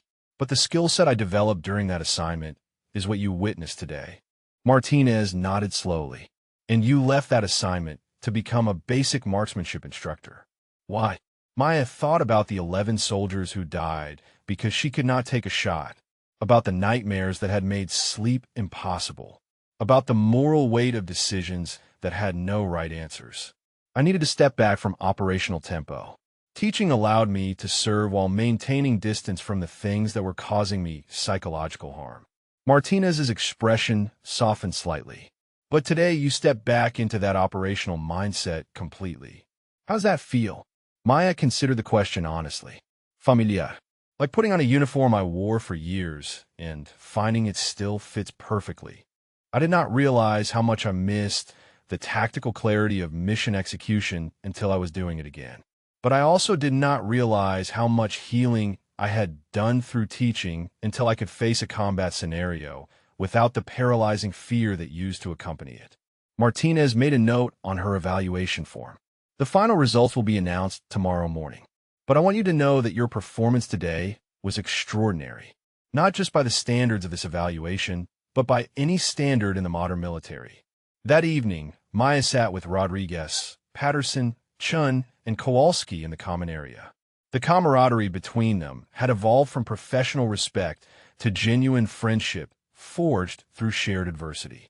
Patterson raised a bottle of water in mock toast to Maya Okonkwo, who just redefined what we thought was possible in close-quarters combat. Rodriguez grinned. 47 seconds. The instructors are already calling it legendary. Chun leaned forward.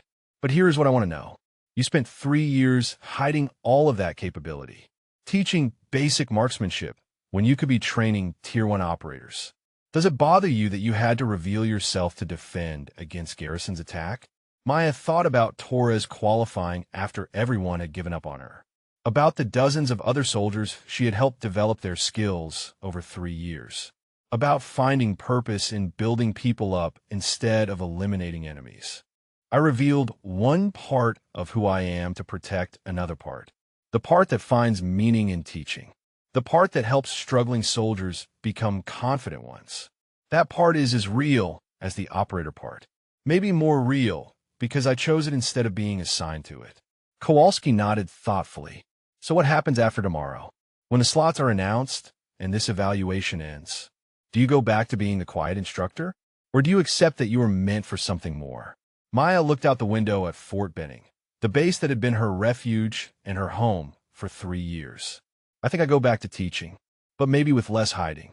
Maybe acknowledging that the best instructors are the ones who have done what they are teaching. That experience matters. That I can serve by sharing what I learned instead of pretending I never learned it. Patterson smiled. The students are going to lose their minds when they find out their instructor has one of the highest confirmed elimination counts in modern military history. Maya shook her head. They do not need to know the details. They just need to know that excellence is possible. That being underestimated is not the same as being incapable. That skill defeats bias every single time if you're willing to prove it. The conversation continued into the evening. 5 soldiers who had started as competitors and become allies through shared struggle. Tomorrow would bring the final results. Tomorrow would determine which 5 earned the coveted slots. But tonight, Maya Okonkwo felt something she had not felt since leaving Special Operations. She felt whole, not broken by trauma or hiding from her past, but integrated. The operator and the instructor existing together without conflict, ready for whatever came next. The morning of the final results announcement arrived with clear Georgia sunshine and an atmosphere of anticipation that hung over Range Complex 7 like morning mist. All candidates assembled in dress uniform at 0800 hours. Colonel Martinez stood at the front of the room with a folder containing the evaluation results. Behind her stood 3 senior officers who had observed portions of the testing, including the lieutenant colonel from the Inspector General's office who had led the investigation into Garrison. Before we announce the results, Martinez began, I want to address what this evaluation has become. It started as a simple selection process for a joint special operations training program. It evolved into something far more significant. A test of whether our military can uphold its stated values of merit-based advancement when those values are challenged by bias and corruption. The candidates in this room, and one candidate in particular, have demonstrated that excellence cannot be suppressed by prejudice when soldiers have the courage to document truth and demand accountability. Martinez opened the folder. 5 slots were available. 12 candidates began this evaluation. What you may not know is that the selection board has decided to expand the program to 6 slots based on the exceptional quality of performance we witnessed. The room stirred with surprised murmurs. Martinez continued. The 6 candidates selected for the Joint Special Operations Sniper Development Course are as follows. Captain Marcus Rodriguez. The Ranger officer stood, accepting congratulations from those around him. Captain James Patterson. The Delta operator remained stoic, but satisfaction showed in his eyes. Staff Sergeant Daniel Chun. The quiet soldier nodded with professional composure. Staff Sergeant Michael Kowalski. The big man grinned broadly. First Lieutenant Sarah Okonkwo. Maya's heart stopped. The room erupted in applause, but she barely heard it through the ringing in her ears. First Lieutenant, not Staff Sergeant. Martinez smiled at Maya's shocked expression. During the investigation, your complete service record was reviewed by a promotion board. Your combat record, your training effectiveness ratings, your leadership capabilities, and your performance under extraordinary pressure were evaluated. You have been selected for battlefield promotion to 2nd Lieutenant, effective immediately, with a waiver granted for the standard officer commissioning requirements based on your exceptional service record. The IG Lieutenant Colonel stepped forward. Additionally, Staff Sergeant Correction, Lieutenant Okonkwo. The Secretary of the Army has authorized the award of the Distinguished Service Cross for your actions during a classified operation in Raqqa, Syria, 3 years ago. The citation details remain classified, but the award recognizes extraordinary heroism in combat against an armed enemy. The medal will be presented in a formal ceremony next month. Maya stood on legs that felt disconnected from her body. She had spent 3 years running from her past, hiding from the memories and the trauma. And now that past was being honored while her present was being elevated beyond anything she had imagined possible. Martinez called the sixth name.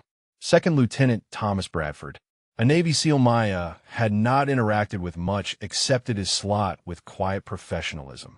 The 6 selected candidates stepped forward as Martinez presented each with their official acceptance letters. You will report to Fort Bragg in 30 days to begin the advanced course. This is not the end of your training. It is the beginning of the most challenging phase of your careers. But based on what I have witnessed during this evaluation, you're all more than ready for what comes next. After the formal announcement, the room dissolved into congratulations and farewells. Rodriguez grabbed Maya in a bear hug that lifted her off the ground. Lieutenant Okonkwo, that sounds way better than Staff Sergeant. You earned every bit of this. Patterson approached with his hand extended. I told you the system works when the right people are running it. You proved that merit beats bias when the evaluation is fair. Chun and Kowalski joined them, both looking genuinely happy for Maya's success. The promotion was deserved, Chun said quietly. Your leadership during this evaluation, the way you handled Garrison's attacks with dignity and evidence instead of just emotion, that showed officer-level thinking. Colonel Martinez approached Maya privately after the crowd had thinned. Lieutenant, I need to discuss your next assignment. The promotion comes with reassignment options. You can accept the slot at the advanced course, which would return you to operational special operations.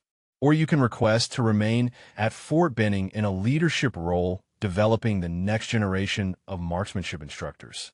Both options would honor your skills and your service. The choice is yours. Maya felt the weight of the decision settle on her shoulders. 48 hours ago, she would have chosen teaching without hesitation. But something had changed during this evaluation.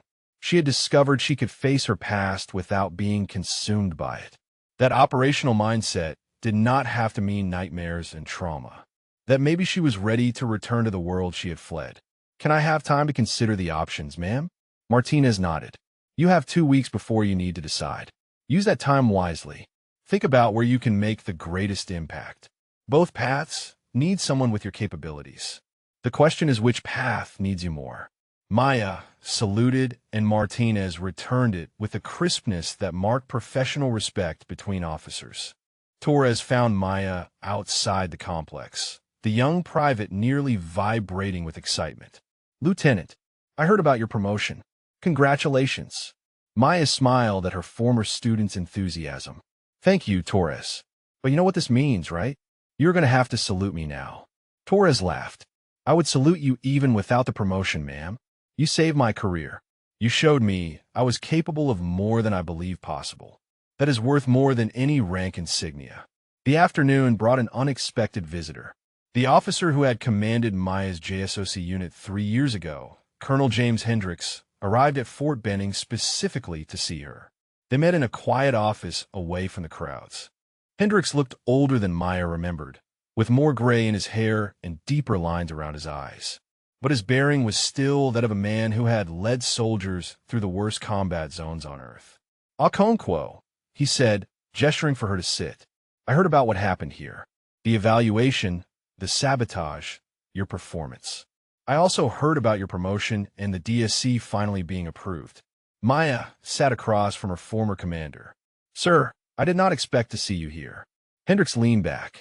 When one of my best operators gets caught up in a situation like this, I pay attention. I have been following your career since you left the unit, watching you rebuild yourself through teaching.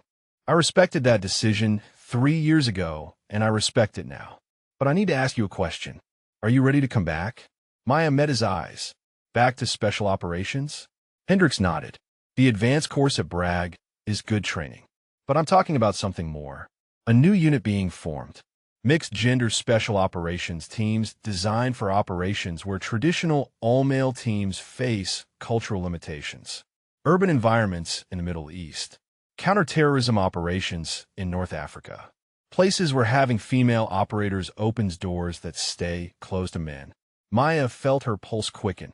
You're asking me to join a Tier 1 unit again. Hendricks leaned forward. I'm asking you to help build one. You would be one of the founding members. Using your sniper skills, your close-quarters combat expertise, your tactical planning abilities. Training the next generation of operators while also conducting missions yourself. It is teaching and operating combined. The best of both worlds you have been trying to choose between. Maya processed this information carefully. What about the trauma? The reasons I left in the first place? Hendricks' expression softened. 3 years ago, you were carrying guilt over a decision that was not yours to make. Command ordered you to abort that mission. You followed orders. What happened after was not your responsibility, even though you took it on yourself. But you've spent 3 years healing through teaching. You have rebuilt your confidence. And what I saw in the reports from this evaluation is that you can face combat scenarios now without the paralysis you experienced before. Maya, you are not the broken operator who left my unit. You're someone who broke, healed, and became stronger at the broken places. That is exactly who we need for this new unit. People who understand trauma and resilience, who can teach others how to survive, not just physically, but psychologically. Maya stood and walked to the window, looking out over Fort Benning.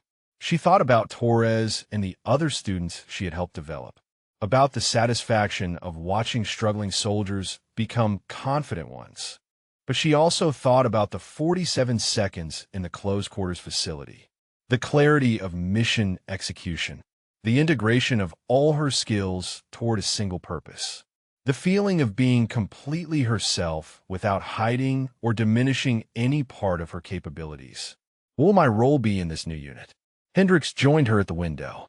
Initial team leader for the female operator element. You would recruit, train, and lead missions. Eventually, as the program expands, you would move into command positions, building the doctrine, the training standards, the culture. Making sure this unit learns from the mistakes of the past instead of repeating them. Maya turned to face him. I need to think about this. Hendricks nodded. You have 2 weeks before you need to report to Bragg. Use that time to decide what you really want. Teaching is honorable work. You are exceptional at it. But Maya, you are one of the most capable special operations soldiers I have ever commanded. The question is not whether you can teach or whether you can operate. The question is whether you are ready to do both. Whether you are ready to stop choosing between parts of yourself and instead integrate them into something more powerful than either piece alone. That evening, Maya sat in the base chapel again, the quiet space helping her process the decisions ahead. Rodriguez found her there, moving with the same respect for sacred spaces he had shown before. Mind if I interrupt your contemplation? Maya gestured to the pew beside her. Rodriguez sat in comfortable silence for a moment before speaking. Hendricks came to see you, did he not? His unit is recruiting. Maya glanced at him. How did you know? Rodriguez smiled. Because he came to see me too. Wants Rangers for the new mixed-gender teams. I told him I needed time to think about it. Same as you probably did. Maya studied her friend. Are you considering it? Rodriguez nodded slowly. I have been in the 75th for 8 years. Done everything a Ranger can do. The idea of building something new, of being part of a unit that changes how special operations thinks about capability and gender, that appeals to me. But it also means going back to the constant deployment cycle. The missions that do not make the news. The operations that leave scars nobody sees. Maya understood completely. That is exactly what I am wrestling with. I thought I was done with that life. But this evaluation showed me I might have been hiding from it instead of actually moving past it. Rodriguez looked at the chapel altar. Can I tell you what I think? Maya nodded. Rodriguez continued. I think you are one of those rare people who is genuinely excellent at multiple things. You could spend the next 20 years teaching and make a massive positive impact. Hundreds of soldiers would be better because of your instruction. That is meaningful work. But you could also spend the next 20 years operating and leading, doing missions that save lives and stop threats that most people never know existed. That is also meaningful work. The question is not which one matters more. The question is which one you're called to do. Maya felt something click into place in her mind. For 3 years she had been teaching because she was running from operating. But now, after facing Garrison's sabotage, after proving her capabilities under pressure, after integrating her operator identity with her instructor identity, maybe she was not running anymore. Maybe she was ready to choose operating because she wanted to, not because she had to, and maybe that made all the difference. Rodriguez, I think I know what I'm going to do. Rodriguez smiled. I think I do too, and I think we're going to end up in the same unit together. Maya felt a sense of rightness settle over her. 2 weeks ago, she had been a quiet instructor trying to keep her head down. Now she was a newly promoted lieutenant with a Distinguished Service Cross, accepted into an elite training program, and being recruited for a Tier 1 Special Operations Unit. The transformation was dizzying, but for the first time in 3 years, it felt like she was moving towards something instead of away from it, and that made all the difference in the world. The Inspector General's final report on Lieutenant Colonel Garrison arrived 3 days after the evaluation results were announced. Maya sat in Colonel Martinez's office as the findings were read aloud. The investigation had uncovered a pattern of misconduct spanning 11 years and 4 duty stations. 28 soldiers have been negatively impacted by Garrison's fraudulent evaluations. 7 of them were women who had filed complaints that were subsequently buried or dismissed. The evidence of credential falsification was irrefutable. Garrison had failed his advanced sniper qualification twice before a third attempt was recorded as passing despite no actual test being administered. Martinez looked up from the report. The court-martial board has recommended dismissal from service with loss of all benefits and retirement. He will also face civilian charges for falsifying federal documents. Master Sergeant Holbrook accepted non-judicial punishment and has been reduced in rank to staff sergeant with reassignment to a non-supervisory position. Captain Wu received a letter of reprimand for failing to report misconduct, but his cooperation with the investigation prevented more severe punishment. Maya absorbed this information with quiet satisfaction. Justice had been served thoroughly and publicly. But Martinez was not finished. The most significant finding is what the IG discovered about the soldiers Garrison evaluated negatively over the years. When those evaluations were reviewed by independent assessors, 19 of the 28 soldiers were found to have been rated far below their actual capabilities. The Army is offering all of them the opportunity to be reevaluated and have their records corrected. Maya felt warmth spread through her chest. 19 careers potentially salvaged. 19 soldiers getting second chances they should have had the first time. Martinez closed the folder. Lieutenant Okonkwo, the Secretary of the Army wanted me to convey his personal appreciation for your role in exposing this corruption. Your courage in fighting back against systematic bias has initiated policy changes at the institutional level. All advanced training evaluations will now include independent oversight and mandatory documentation of any equipment issues or test modifications. Your experience is literally changing how the Army conducts these programs. Maya sat straighter. I just wanted to complete the evaluation fairly, ma'am. I did not set out to change policy. Martinez smiled.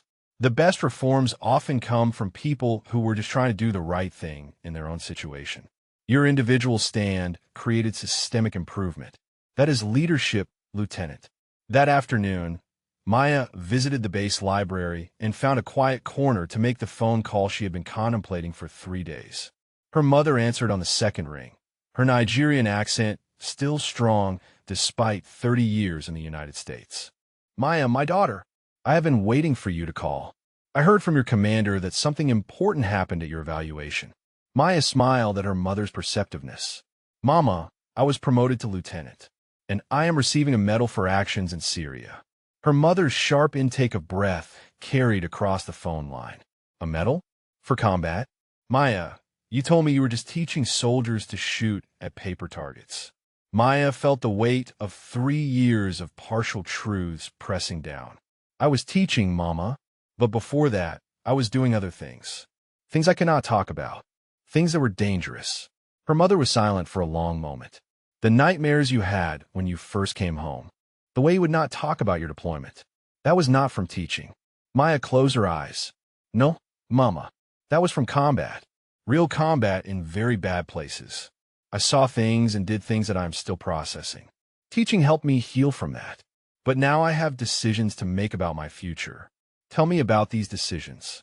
Maya took a deep breath. I could stay at Fort Benning and train the next generation of soldiers. It is good work, important work, or I can return to special operations. Not the same unit, but a new one, leading instead of just operating, building something better than what came before. Her mother considered this carefully. You spent 3 years healing through teaching. Are you healed enough to return to the work that hurt you? Maya thought about the 47 seconds in the closed quarters facility, about the clarity and integration she had felt. I think I healed by accepting one part of myself while hiding the other part. Maybe true healing means accepting both parts and choosing which one to emphasize from a place of strength rather than fear. Her mother's voice softened. When you were a little girl, you always wanted to help people, to protect those who could not protect themselves. That is why you joined the army. That is why you went to the dangerous places. The teaching was you helping people in a different way. But Maya, if you're being offered the chance to lead and protect and build something new, something that honors both who you were and who you have become, then maybe that is where you were meant to be. Maya felt tears prick her eyes. You think I should go back to special operations? Her mother laughed gently. I think you should stop asking other people what you should do and listen to what your heart has been telling you since the moment the offer was made. Maya left the library and found Patterson waiting outside. The Delta operator fell in his step beside her. Hendricks called me again. Said the unit is taking shape faster than expected. They want an answer within the week. Have you decided? Maya looked across Fort Benning, the base that had been her sanctuary and her hiding place. I think I have. Patterson waited, letting her work through her thoughts aloud. I spent 3 years teaching because I was afraid of who I was in combat, afraid of the decisions I made and the consequences that followed. But this evaluation showed me that I am not that person anymore. I can face combat scenarios without paralysis. I can integrate my operator skills with my instructor mindset. I can be both things at once. So you are accepting Hendricks' offer. Patterson said it as a statement rather than a question. Maya nodded. I'm accepting it, but not because I'm running away from teaching, because I am running toward the opportunity to build something better, to create a unit that learns from past mistakes, to lead soldiers who need someone who understands both operational excellence and psychological resilience. Patterson smiled. Good, because Rodriguez and I both accepted yesterday. Chin is still deciding, but I think he will come too. We're going to build something special together. That evening, Maya called Colonel Hendricks from her quarters. His voice was warm when he answered. Okonkwo, I was hoping to hear from you. Maya stood at attention, even though he could not see her through the phone. Sir, I'm accepting your offer. I want to help build the new unit. Hendricks sounded genuinely pleased. Outstanding. You will report to a classified location in Virginia 3 weeks after you complete the advanced course at Bragg. You will be part of the founding cadre. For officers including yourself, 10 NCOs, and authorization to recruit another 20 operators over the first year. Your call sign will be Apex 6, team leader for the female operator element, with the understanding that as the unit matures, you will move into broader command responsibilities. Maya felt electricity run through her. This was real. This was happening. She was returning to special operations, not as a broken survivor, but as a leader building something new. Sir, I want to make sure teaching remains part of my responsibilities. Hendricks understood immediately. Your primary role will be operational leadership, but every Tier 1 operator is also an instructor. You will develop training protocols, mentor junior operators, and build the institutional knowledge base. Your teaching skills will be critical to the unit's success. That is exactly why we need you. After the call ended, Maya sat in the quiet of her quarters and let the magnitude of her decision settle. She had spent 3 years teaching at Fort Benning, had helped hundreds of soldiers develop their marksmanship skills, had found peace in the routine of instruction and the satisfaction of watching students succeed. That chapter of her life had been necessary and valuable. But it was time for the next chapter. Time to stop hiding from her capabilities and start wielding them intentionally. Time to build instead of just maintain. Time to lead instead of just teach. A knock at her door interrupted her contemplation. Torres stood in the hallway, looking nervous. "Lieutenant, I heard you were leaving Fort Benning. I wanted to thank you before you go." Maya invited her in, and they sat in the small common area. Torres continued, "When I first failed my qualification, I thought my Army career was over. Everyone told me I did not have what it took, that I should accept reassignment to a non-combat role. Then you showed up and saw something in me that nobody else saw. You did not just teach me to shoot. You taught me to believe I was capable of being excellent." Maya felt the familiar warmth that came from knowing her work had mattered. "Torres, you taught yourself to be excellent. I just gave you the tools and the confidence to access what was already inside you." Torres shook her head. "No, ma'am. You gave me more than that. You show me what it looks like when someone refuses to accept limitations that others try to impose. When you were being sabotaged during the evaluation, when Garrison was trying to destroy your career, you could have quit. You could have accepted that the system was rigged and walked away. But you documented everything, built your case, and forced the system to work the way it was supposed to work. That taught me more than any marksmanship lesson ever could." Maya realized that her impact as an instructor had extended far beyond teaching soldiers to hit targets. She had modeled resilience, courage, and the refusal to accept injustice. Those lessons would stay with Torres and countless other students long after the specific shooting techniques were forgotten. "Thank you for telling me that. It helps me know that the 3 years I spent here mattered." Torres stood to leave, then paused at the door. "Where you're going next, whatever you're going to do, I know it is going to be important. Because everything you do is important. You make excellence look routine, and that inspires the rest of us to reach higher than we thought possible." After Torres left, Maya walked to the window and looked out over Fort Benning one last time as an instructor stationed here. Tomorrow she would begin out processing. In 3 weeks, she would report to Fort Bragg for the advanced course. In 3 months, she would be at a classified location in Virginia, building a Tier 1 Special Operations Unit. The trajectory of her life had changed completely in the span of 10 days. From hiding instructor to recognized leader. From running from her past to integrating it into her future. From broken survivor to founding member of something revolutionary. Rodriguez called just before lights out. "Just wanted to confirm you accepted Hendricks' offer. We're going to be working together again." Maya smiled into the phone. "Confirmed. Apex 6, reporting for duty in 3 months." Rodriguez laughed. "This is going to be incredible. Building a unit from the ground up with people we respect and trust. No toxic leadership. No fraudulent credentials. Just competent operators focused on the mission." Maya felt the rightness of her decision settle deeper. That is exactly what the military should be. What can be when the right people are in charge. We're going to build something that proves merit beats bias every single time. She ended the call and prepared for sleep, her mind already racing ahead to the challenges and opportunities that waited. But before the tactical planning consumed her thoughts entirely, she took a moment to appreciate where she was. 3 years ago, she had been a traumatized operator who could not function in combat anymore. Now she was a promoted lieutenant with a Distinguished Service Cross, accepted into elite training, and recruited to lead a revolutionary special operations unit. The transformation was complete. Maya Okonkwo had stopped running from her past and started building her future. And that future was going to be extraordinary. The Distinguished Service Cross ceremony took place on a crisp December morning with 200 soldiers assembled in formation on the parade ground at Fort Benning. Maya stood in dress uniform as the Secretary of the Army himself pinned the medal to her chest. The citation was read aloud, carefully worded to reveal just enough about the Raqqa operation to convey its significance without compromising classified details. For extraordinary heroism while engaged in action against an enemy of the United States. Second Lieutenant Maya Okonkwo distinguished herself by exceptionally valorous actions during combat operations in support of Operation Inherent Resolve. Maya's mother sat in the front row of the viewing area, tears streaming down her face with pride. Beside her sat Torres, now preparing to leave for her own advanced training.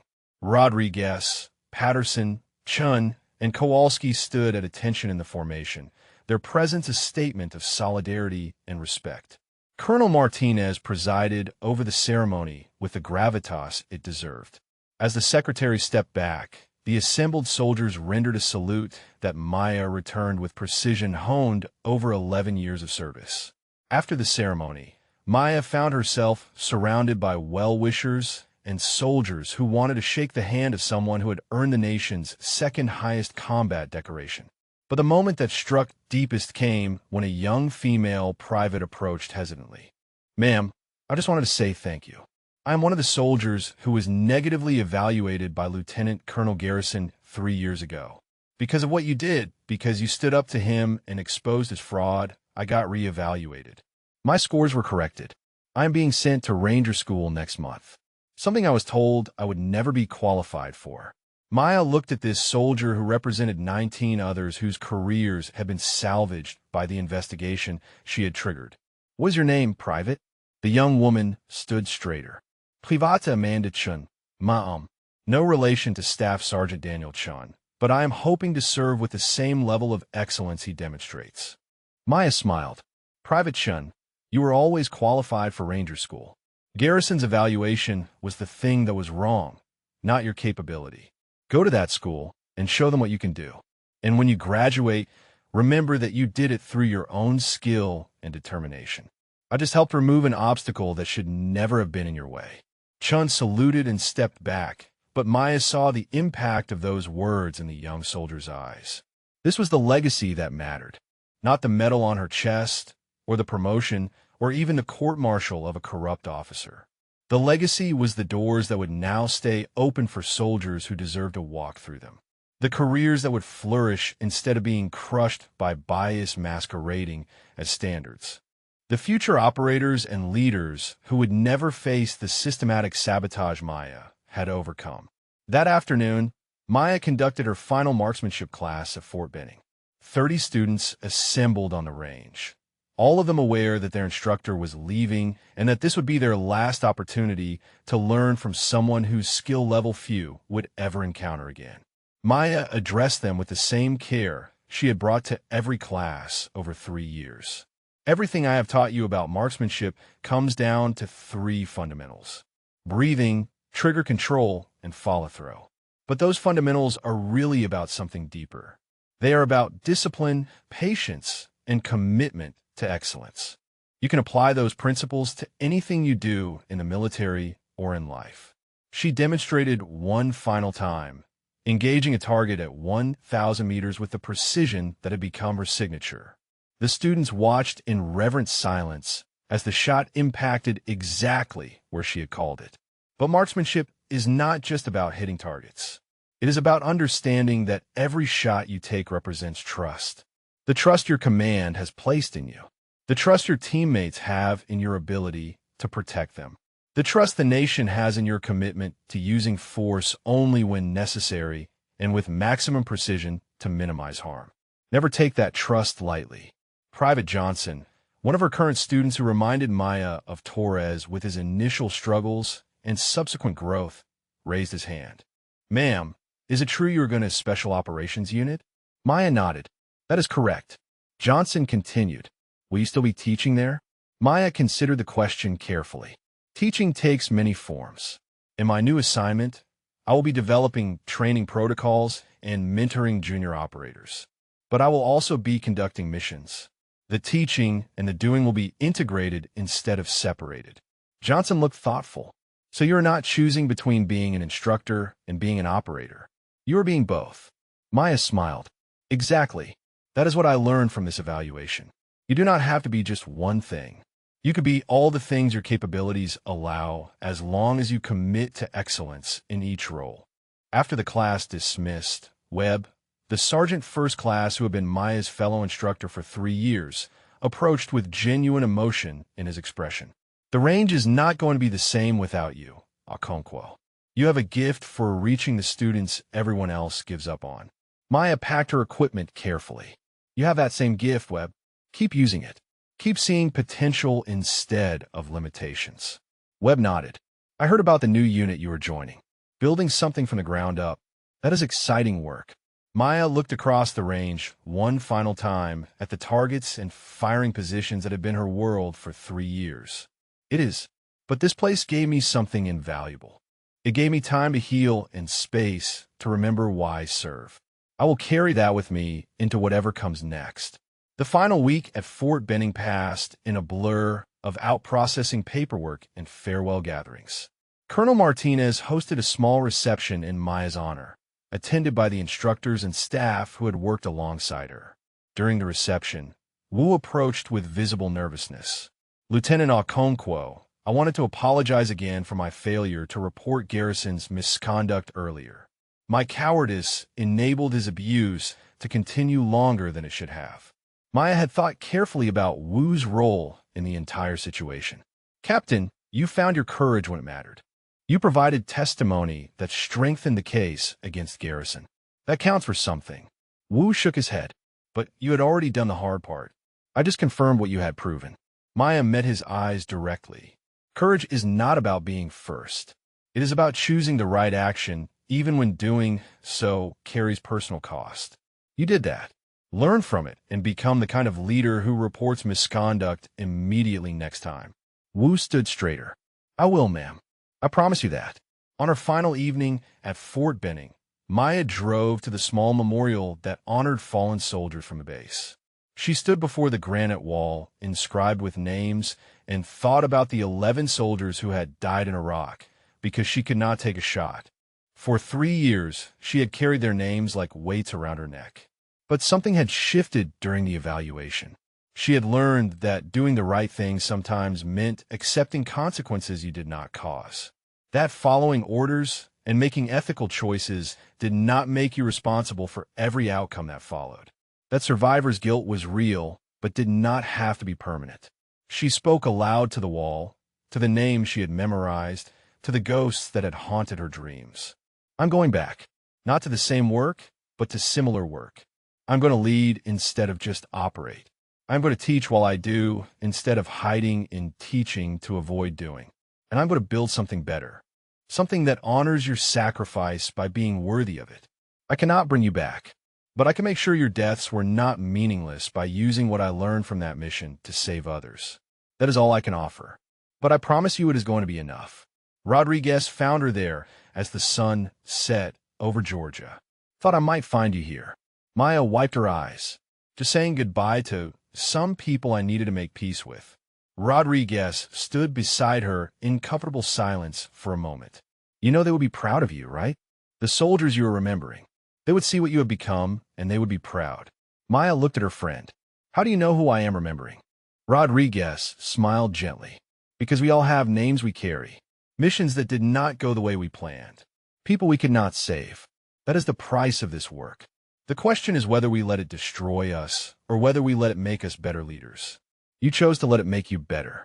That is why Hendricks wants you for the new unit. That is why the rest of us want to serve with you. They stood together as darkness fell, 2 warriors who had found friendship through shared adversity and mutual respect. Tomorrow Maya would leave Fort Benning. In 2 weeks, she would complete the advanced course at Fort Bragg. In 3 months, she would be leading a revolutionary special operations unit. But tonight, she was simply a soldier making peace with her past and preparing for her future. The transformation from broken survivor to confident leader was complete. The hiding was over. The running had stopped. Maya Okonkwo was ready to build something extraordinary, and nothing was going to stand in her way. The next morning, Maya loaded her belongings into her vehicle as the sun rose over Fort Benning. Torres appeared one final time to help carry boxes, the young private insisting on being useful, even though Maya could have managed alone. As they worked, Torres spoke quietly. "Ma'am, I know you're going to do incredible things in your new assignment, but I wanted you to know that what you did here mattered just as much. You changed lives by teaching. You saved careers by standing up to corruption. You showed all of us that excellence is the answer to bias, and that courage means fighting even when the system is rigged against you. Those lessons are going to stay with everyone you taught." Maya secured the last box and turned to face her former student. "Torres, the greatest honor of my 3 years here was watching soldiers like you discover your own capabilities. Never forget what you learned. Not just about shooting, but about resilience. About refusing to accept other people's limitations. About being excellent even when nobody believes you can be." Torres saluted with precision that would have made any drill sergeant proud. "I will not forget, ma'am. I promise." Maya returned the salute, then pulled Torres into a brief hug that transcended military formality. "Go be extraordinary, Private. Show them all what I already know you are capable of." Maya drove through the gates of Fort Benning with her rearview mirror showing the base that had been her sanctuary in her transformation. She was leaving as a different person than she had arrived. 3 years ago, she had been running from trauma. Now she was running toward purpose. 3 years ago, she had been hiding her capabilities. Now she was preparing to wield them with intentional leadership. 3 years ago, she had been broken. Now she was whole. The road ahead led to Fort Bragg, then to Virginia, then to missions and challenges she could not yet imagine. But Maya Okonkwo was ready for all of it.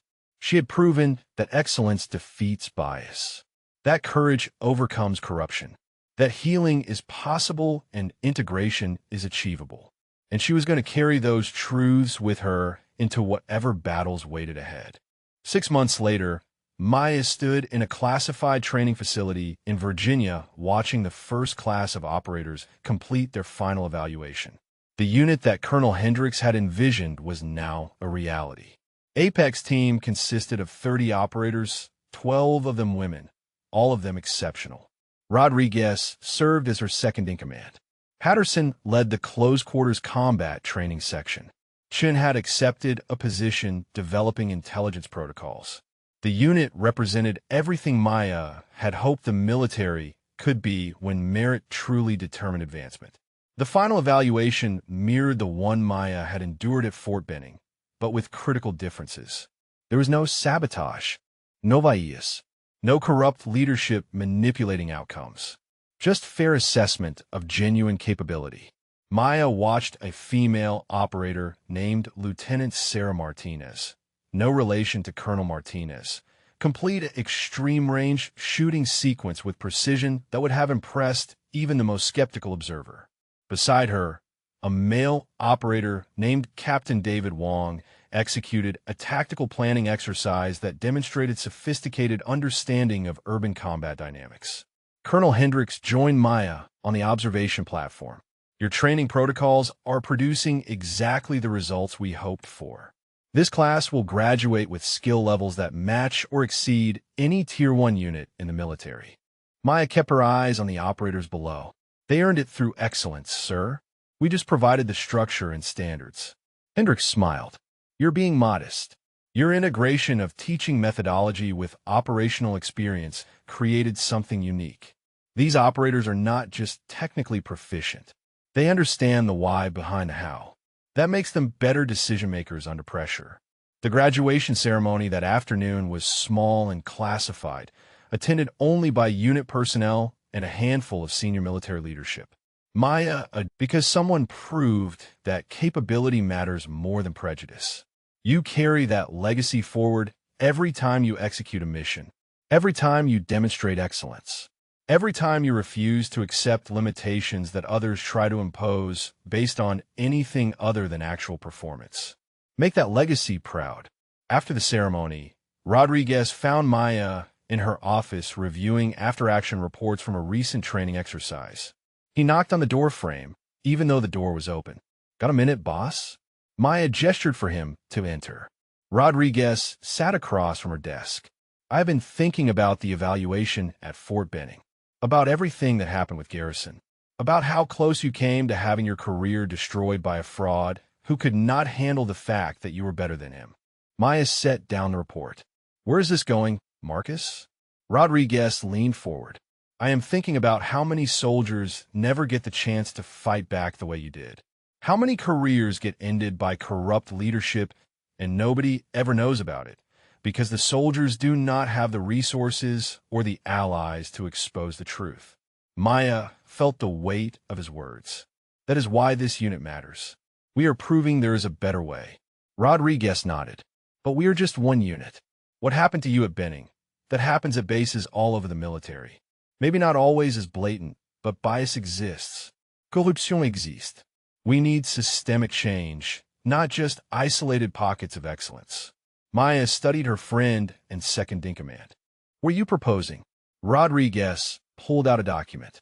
I have been working with the Inspector General's office on new protocols for advanced training evaluations. Mandatory independent oversight. Required documentation of all test modifications. Protected channels for reporting bias or sabotage. The IG wants to implement these protocols across all branches. But they need someone to testify before the Armed Services Committee about why these changes matter. They want you. Maya sat back in her chair, processing this information. Congressional testimony about the evaluation and Garrison's misconduct, making the entire situation public record. It would mean reliving the sabotage, the accusations, the systematic attempts to destroy her career. But it would also mean potentially preventing other soldiers from facing similar situations. How much detail would I need to provide? Rodriguez handed her the document. Enough to make the case that current oversight is insufficient. Enough to show how a corrupt officer can operate for years without detection. You would not have to name every instance of bias you faced, but you would need to provide enough specifics to justify the policy changes. Maya thought about Private Amanda Chun, now at Ranger School, about the 18 other soldiers whose careers had been salvaged by the investigation, about Torres and the countless students she had taught over 3 years, about the future soldiers who deserved to have their capabilities assessed fairly without sabotage or bias. What do they need? My answer. Rodriguez met her eyes. Next week. The hearing is scheduled for 3 weeks from now. I told them I thought you would do it, but I wanted to give you the choice. Maya stood and walked to the window overlooking the training facility. Below, operators were running drills with the precision and excellence that had become a unit standard. I will do it, not because I want to revisit what happened, but because preventing it from happening to others is worth the discomfort of testimony. 2 weeks later, Maya sat in a Senate hearing room, wearing her dress uniform with the Distinguished Service Cross visible on her chest. The Armed Services Committee members looked down from their elevated positions as Maya was sworn in. The questioning began with basic background about her service record and the evaluation at Fort Benning. Maya provided clear, factual responses that outlined the systematic sabotage without emotional embellishment. Then Senator Patricia Williams, a former Army officer herself, asked the question that cut to the heart of the matter. Lieutenant Okonkwo, in your professional opinion, how common is the type of bias and corruption you experienced during your evaluation? Maya chose her words carefully. Senator, I believe most military leaders are dedicated professionals who evaluate soldiers fairly based on merit.